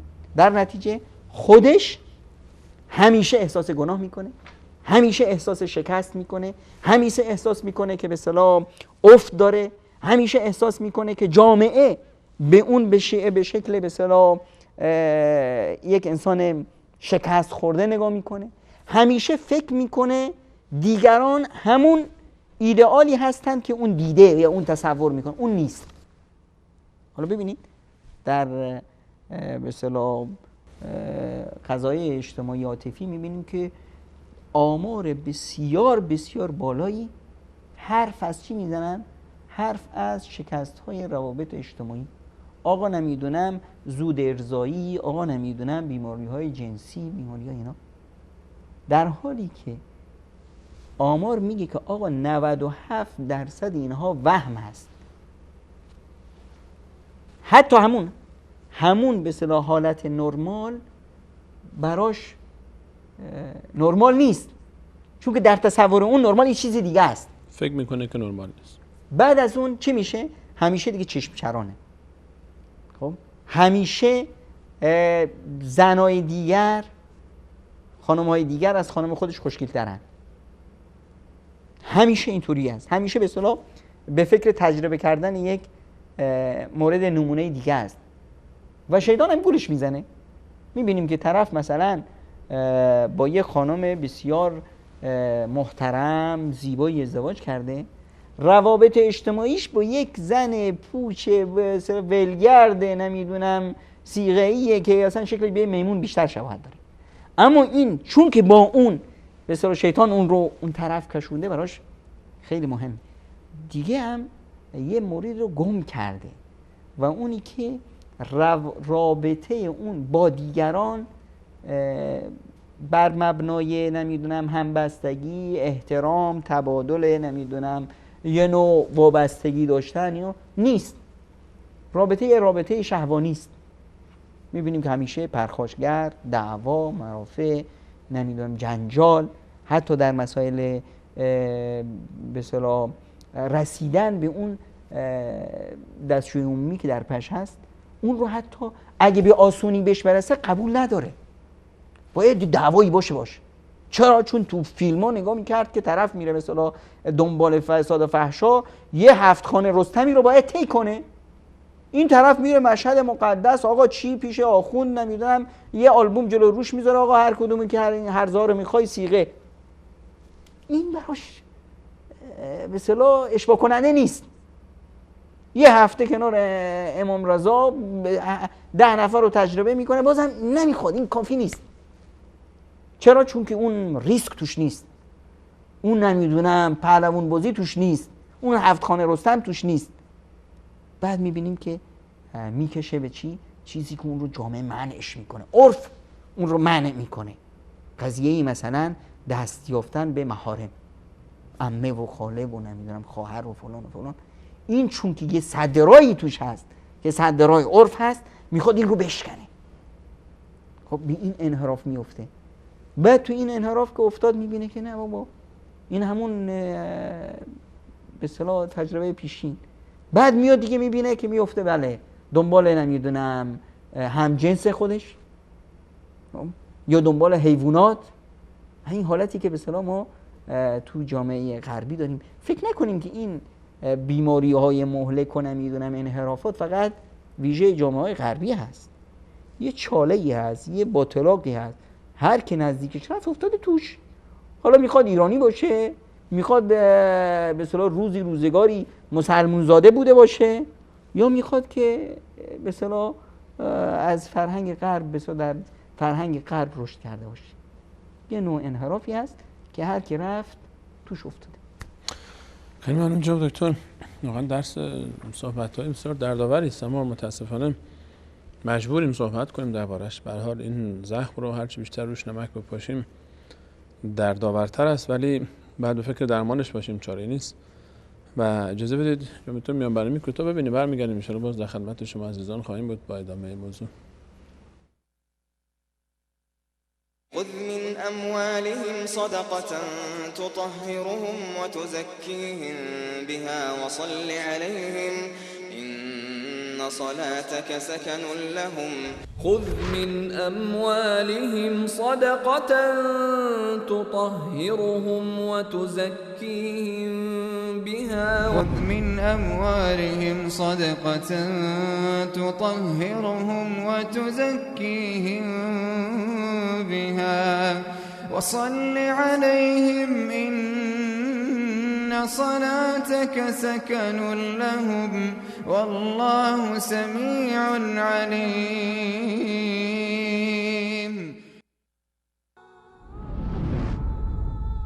بخشی از اموالشان را به عنوان زکات بگیر تا بدین وسیله آنان را پاک و تزکیه نمایی و برایشان دعا کن. به راستی دعایت مایه آرامش آنهاست و الله شنوای داناست.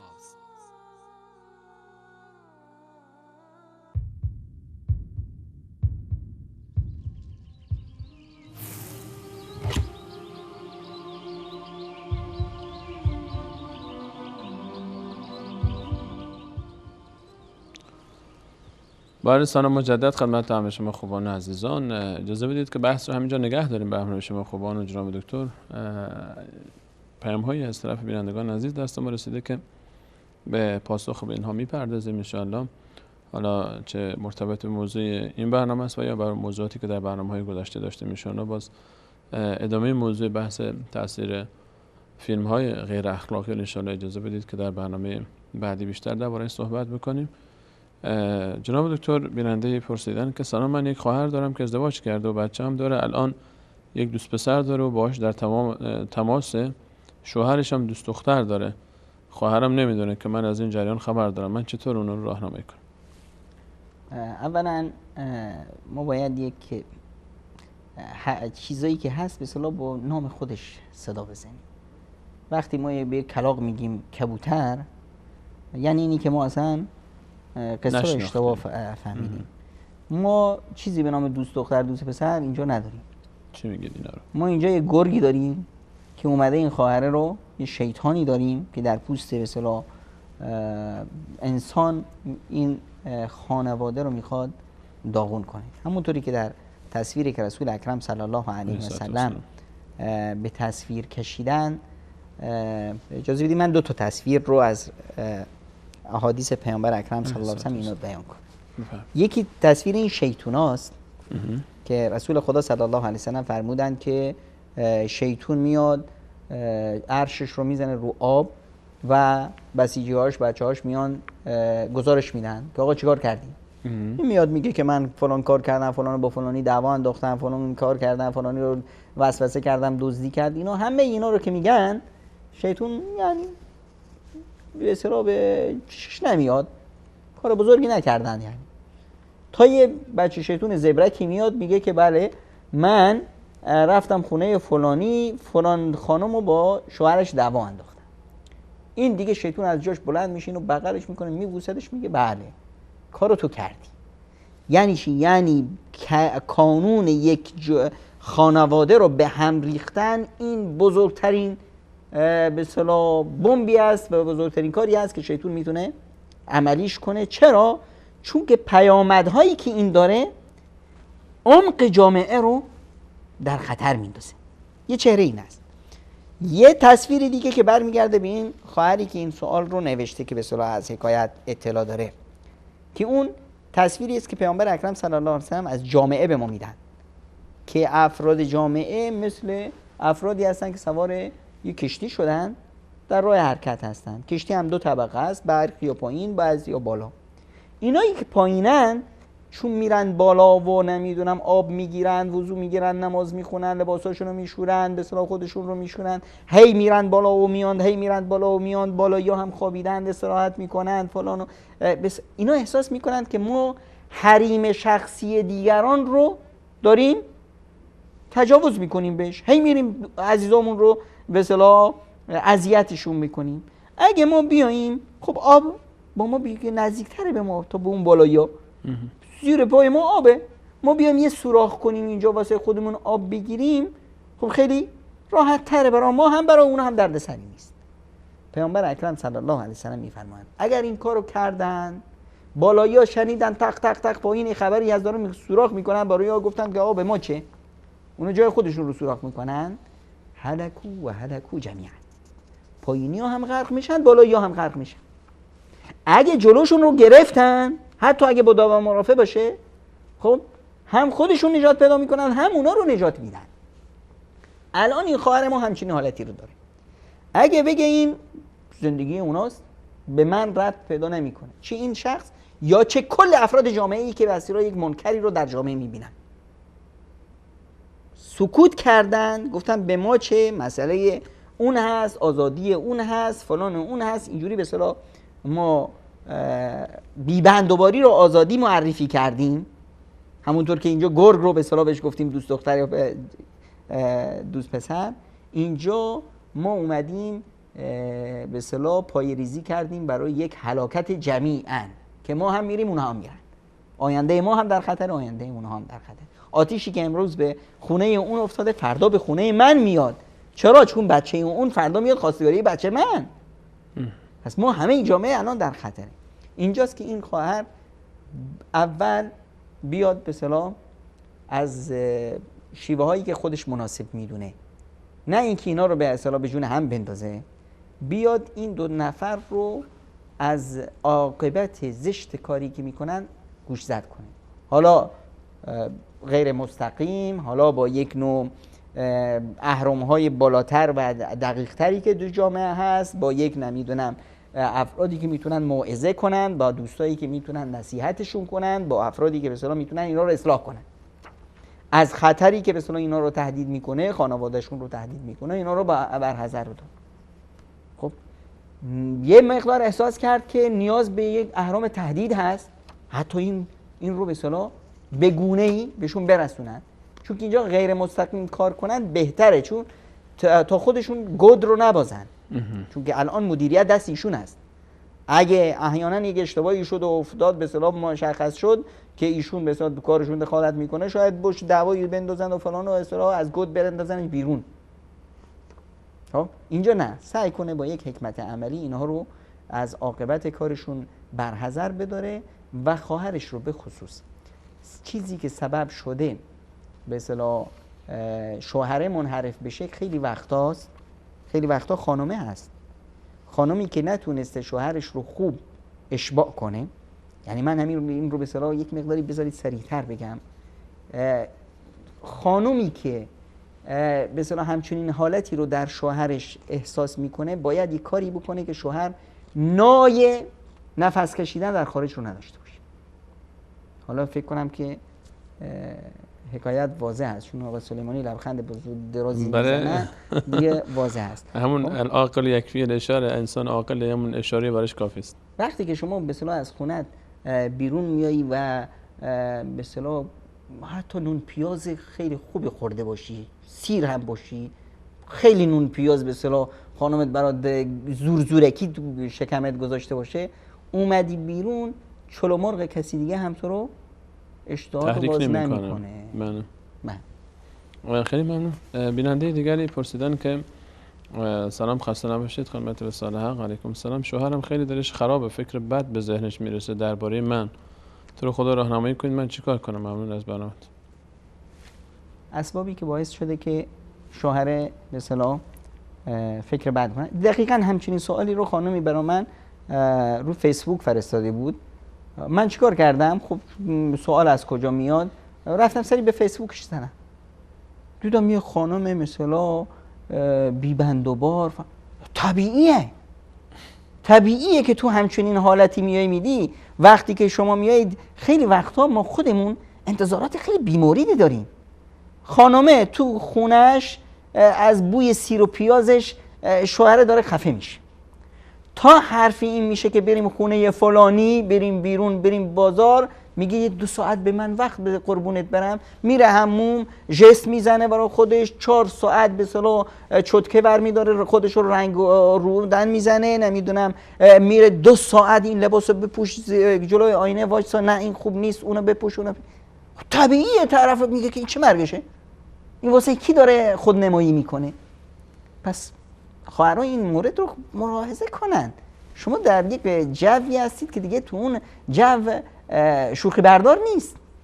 شما باید با زیبایی، با نمیدونم حرکات عاطفی، با جلب توجه اونقدر چش شوهرت رو پر کنی و اون همه اون چیزی که باعث میشه که شوهرت بدبین بشه بذارش کنار. شما وظیفه دارید این قانون محبت و عشق خودت رو حفظ کنی، حمایتش کنی. این کارو نمی‌کنی. اگه تو احساس می‌کنی که شوهرت از اینی که مثلا تلفن خونه رو جواب بدی مشکل داره، از اینی که خونه فلانی بری مشکل داره، از اینی که از فرد معینی تعریف کنی مشکل، نکن. این برات مهمتره؟ حفظ خانواده برات مهمتره؟ حفظ خودت، آیندهت، بچه‌هات برات مهمتره؟ یا نمیدونم اون چیزی که دلت میخواد؟ این مورد البته با عرض پوزش بازم خانمایی که به اصطلاح خانم کار هستن خیلی با این مشکل روبرو هستن. سوالاتی که میاد بیشتر از این جور خانم‌ها هم میاد. خانمایی که مشغول کار بیرون مشغول کار هست. خب مشغول کار هست یعنی چی؟ یعنی خیلی از قدرت و توان خودش رو در بیرون، قدرت فیزیکی که داره در بیرون به اصطلاح تحلیل داده، صرف کرده. الان که میاد تو خونه نیاز به استراحت داره. رابطه زناشویی خودش یه فعالیتی هست که نیاز به یک آرامش پیش زمینه آرامش داره، نیاز به یک نمیدونم پیش زمینه های تحریک آمیز عاطفی داره. اینا همه نیست. خب شوهر نیاز داره، خانم نیست. اون شحنه عاطفیش با اون مکانیزم کاری، با اون پتانسیلی که در بیرون خرج کرده همه از بین رفته. خب این دیگه شوهر همیشه با یه سردی روبرو هست، عاطفه‌ای نمیبینه، اینه که دیگه منحرف میشه، رابطه با دیگران برقرار میکنه. خود همین خانمه در معرض خطر هست. چرا؟ چون که میاد تو خونه این شوهره الان دل سرد شده. شوهر خودش اصلا خود شوهر قدرتش بیرون بیشتر نیاز به اصطلاح تکامل در داخل خونه داره. همه قدرتش رو در خارج هست، خسته است، خستگیش رو یه جمله زیبایی خانمش از تنش به در میکنه. خانم خودش افتاده است، شوهر میاد افتاده. خانم که استراحت کرد به اصطلاح سرحال شد سر کار هم افراد دیگه‌ای هستن که اونها هم تازه فرش اومدن سر کار. اونجاست که به اصطلاح یه نکته‌ای، یه نمیدونم جوکی، یه لبخندی، یه چیزی اینها رو تحت شعاع قرار میده. خب این خبر به گونه‌ای به همسر میرسه، اینو که روش شک میکنه. خب پس ما این مسائل به اصطلاح روابط که بسیار حساس هست و شیطان، چه شیطان‌های انسانی که وسوسه میکنند و چغلی میکنند و یک کلاغ چل کلاغ میکنند و چه شیطان‌های جنی که میان به اصطلاح وسوسه میکنند و ضعف ایمانی ما که هم به اصطلاح سرباری این موضوع بار بر بار، اینجاست که دیگه این مسائل عادی هست. پس ما باید ببینیم که اصل ماجرا کجاست. اگر مثلا همچین خانومی کار میکنه، من توصیه میکنم که اولین کاری که میکنه دست از کار بکشه. آقا ما کار میکنیم، یک به اصطلاح کمک خرجی برای خانواده هست. کمک خرج برای چی میخوای؟ برای رفاه اجتماعی. قبل از اینکه شما نیاز به رفاه اجتماعی داشته باشی، شما به این قانون انجام خانواده نیاز داری. تو داری قانون رو از بین میبری تا به جای به اصطلاح تلویزیون به اصطلاح قدیم یا نمیدونم LCD بزرگ بخری. داری قانون رو از بین میبری تا به نمیدونم به جای یخچال یه یخچال مدرن تر بخری، به جای نمیدونم قالین یه فرش بالا کلاس بخری. تو داری اصلا کاری که میکنی یه کار اشتباهه. مثل همون مولانا نصرالدین که نشسته رو شاخه، داری شاخه رو میبری. خیلی ممنون. بیننده دیگری پرسیدن که سلام، خسته نباشید. علیکم السلام. من یک مشکلی دارم، از شما خواهش میکنم من راهنمایی کنین. منو پسر همسایم از بچگی هم دیگر رو دوست داشتیم، با اختلاف خانواده همون ما به هم نرسیدیم. الان 1 سال من ازدواج کردم و اون هم ازدواج کرده. من از شوهرم راضی هستم ولی نمیتونم اون رو فراموش کنم. خواهش میکنم راهنمایی کنید. یعنی من نمیتونم اون رو فراموش کنم؟ اون تو رو فراموش کرده. خودت چرا گول میزنی؟ اگه اون تو رو فراموش نمیکرد خب میومد خواستگاری. آقا ازدواج هم ندادن، اون رفت خودکشی کرد که بگی که واقعا دوست داره؟ رفت طرف دنبال زندگیش، تو چرا نمیری دنبال زندگیت؟ یه وهم. خب ببینید عزیز جان، شما الان با یک شوهری ازدواج میکنی که از شما راضی است، شما از اون راضی است. این رضایت نتیجه چی هست؟ نتیجه شناخت هست، نتیجه یک روابط به اصطلاح نزدیک هست. اون عشق قدیم نتیجه چه هست؟ نتیجه وهم هست، یه خیال هست. همون طرف پسر همسایت اگر می اومد خواستگاری، اون وقت شما با یه واقعیت دیگه روبرو می شدی. اومده ندادن، اما اگر می اومد و می دادن، شما بهش نزدیک می شدید، تازه می فهمیدید که چه اشکالاتی داره، چه مشکلاتی داره. هرگز شاید به این خوشبختی نمی رسید. و یک در ثانیه اگر واقعا شما مؤمنی، باید یه مورد مد نظرت باشه و اون اینی که شما خدایی دارید که مؤمنان رو دوست داره و برای مؤمنان جز خوبی نمیخواد. پس خوبی و سعادت شما در این فرد بوده که خدا برات مهیا کرده. فخذ ما آتیتک و کن من الشاکرین. و کن من الشاکرین. الان شکر خدا رو به جا بیار، هر چه زیبایی تو شوهرت هست اینو رو بنویس تا بفهمی که با چه کسی ازدواج کردی. کوتاهی ها و کمی هایی که هست اینها رو میبینی که خیلی کمه. تازه همین شوهر لیست خوبیاشو بنویس. تصور کن که تا حالا ازدواج نکردی، شوهری اومده با این لیست از خوبی ها، چه کار میکنی؟ 2 تا پداری، 2 تا دیگه قرض میکنی، زبان همسایه‌ها رو هم قرض میکنی، یه بلایی میگی که گوش فلک کر بشه. پس الحمدلله این برات مهیا شده. زندگیت رو با یک اوهام و خیالات ضایع نکن. و یه مورد یادت نره، قل اعوذ برب الناس، قل اعوذ برب الفلق. این 2 تا سوره رو هر روز صبح خوب بخون. قبل از خوابت این 2 تا سوره رو حداقل 3 بار بخون تا این وسوسه شیطانی که تو دلت هست بره کنار. پسر همسایه هم بذار تو قبر رو دفنش کن. دقیقاً.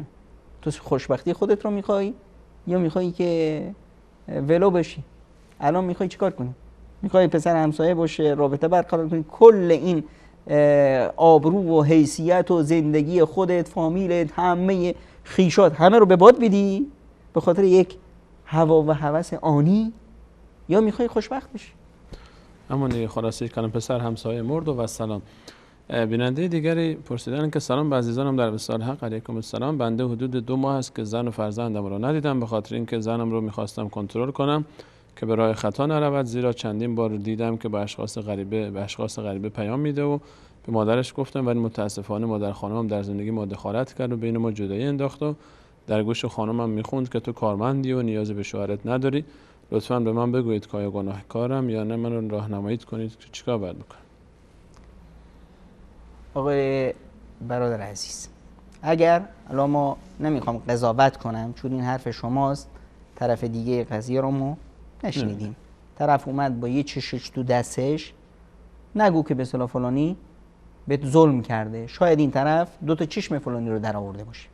خب اگه واقعا این مورد درسته و همه اشتباه از به اصطلاح مادر خانمت هست، اولین مورد اینه که شما باید رابطت مستقیم باشه با خانمت، نه با مادر خانمت.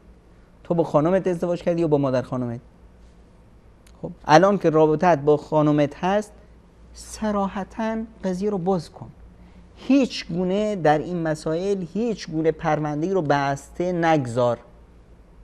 یعنی چی؟ یعنی موقعی که مثلا شک کرده و فلان چیز شک کردی فوراً بازش کن. این مورد چی است؟ شما به فلانی تلفن کردی یعنی چی است؟ بذار هر چی هم گفت قبول کن. شک نکن که به دروغ میگه. خب میگه که بابا من همکارمه، فردا من کلاس دارم، بهش تلفن کردم که من نمیتونم بیام، شما لطفاً کلاس منو بگیر. خلاص حکایت حل شد. محیط کار همینه. محیط کاره. که زن کارمند میخواد این مسائل هست، شما خودت راضی شدی زنت کار کنه، زن کارمند این فضا رو داره. هر چیزی که به اصطلاح اگر این مسائل قابل حل بود و به اصطلاح این خانمت خواست برگرده برگشت. اما اگر نخواست، دیدی نه کله شق مثل مادرش، همونطوری که شما ادعا میکنی، بهترین علاج این هست که شما همینجور که ساکت که کنار اومدی، همینطور با همین سکوت یه ازدواج مجدد میکن. زندگی واسه 120,000 سال که نیست. چرا میخوای خودت رو تو یه چاله که افتادی تو همین گیر بندازی؟ زندگی به اینجا تموم نشد. زندگی نرمال خودت رو بگیر. نرمال زندگی چی است؟ خب شما نیاز دارید که یک زندگی و یک آرامش و یک سعادت داشته باشید. ازدواج میکنید. اگه واقعا اون زن انحراف داشت، خودش میاد از شما جدا میشه، از سر راه میره کنار. اون چیزی که باید این کار رو شما میکردی. اما اگه نه، یه کله شقی بود، فقط یه نوع خودنمایی بود که ما مثلا کارمندم، من اینجا اون احساس ضعفی که در شما دید الان شما میشید پهلوون. فهمیدید که نه، این چندرغاز من شخصیت من نیست. بهای من در چش شوهرم حقوقم نیست، شخصیت انسانی من هست. این به خاطر به اصطلاح چندرغاز پولی که من میگیرم با من ازدواج نکرده، با من به عنوان یک شخصیت انسانی ازدواج کرده. من رو به چشم پول ندیده، به چشم یک همسر دیده. اینجاست که خودش میاد و دستت رو هم میبوسه، میگه اشتباه کردم، غلط کردم، برمیگردم رو خونه زندگیم. و الان شما 2 برابر خوشبختید. خوشبختید که یک خانواده و یک سعادت جدیدی دست آوردید و خوشبختید که یک سعادتی که داشت از دستت میرفت برگشت سر جوش. انشاءالله. منم پیش و پیش به شما تبریک. انشاءالله. ما هم همچنین. ما 2 دقیقه جناب دکتر بیشتر فرصت نداریم تا پایان برنامه. اجازه بدید بقیه این سوال ها رو هم بذاریم، چون حق مطلب من میترسم متانش سوال رو سریع بخونیم و فرصت برای پاسخش نباشه. در پایان فقط حرف آخر شما رو با بینندگان فرصت داریم، بقیه این سوال ها و موضوع باشه برای برنامه بعدش. فقط من میخوام بگم که وقتی که ما خودمون رو تو چاله میندازیم، وقتی که خودمون دستمون رو میذاریم تو تنور، دیگه نباید نفرین کنیم آتیشو. نباید نفرین کنیم این باطلا. باید به خودمون بنگریم. عقلمون کجا بود؟ وقتی خودمون اشتباه میکنیم، راه حلش نفرین کردن آتیش نیست، راه حلش کشیدن دستمون از تنوره.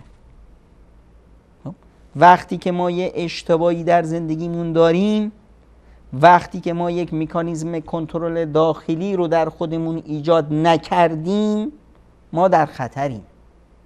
تا وقتی که ما خودمون واکسینه نکردیم، همه این بیماری هایی که به اصطلاح احتمالیش هست به ما سرایت کنه در محیط آلوده به اصطلاح جامعه هست، اینها ما رو در تیررس خودش داره.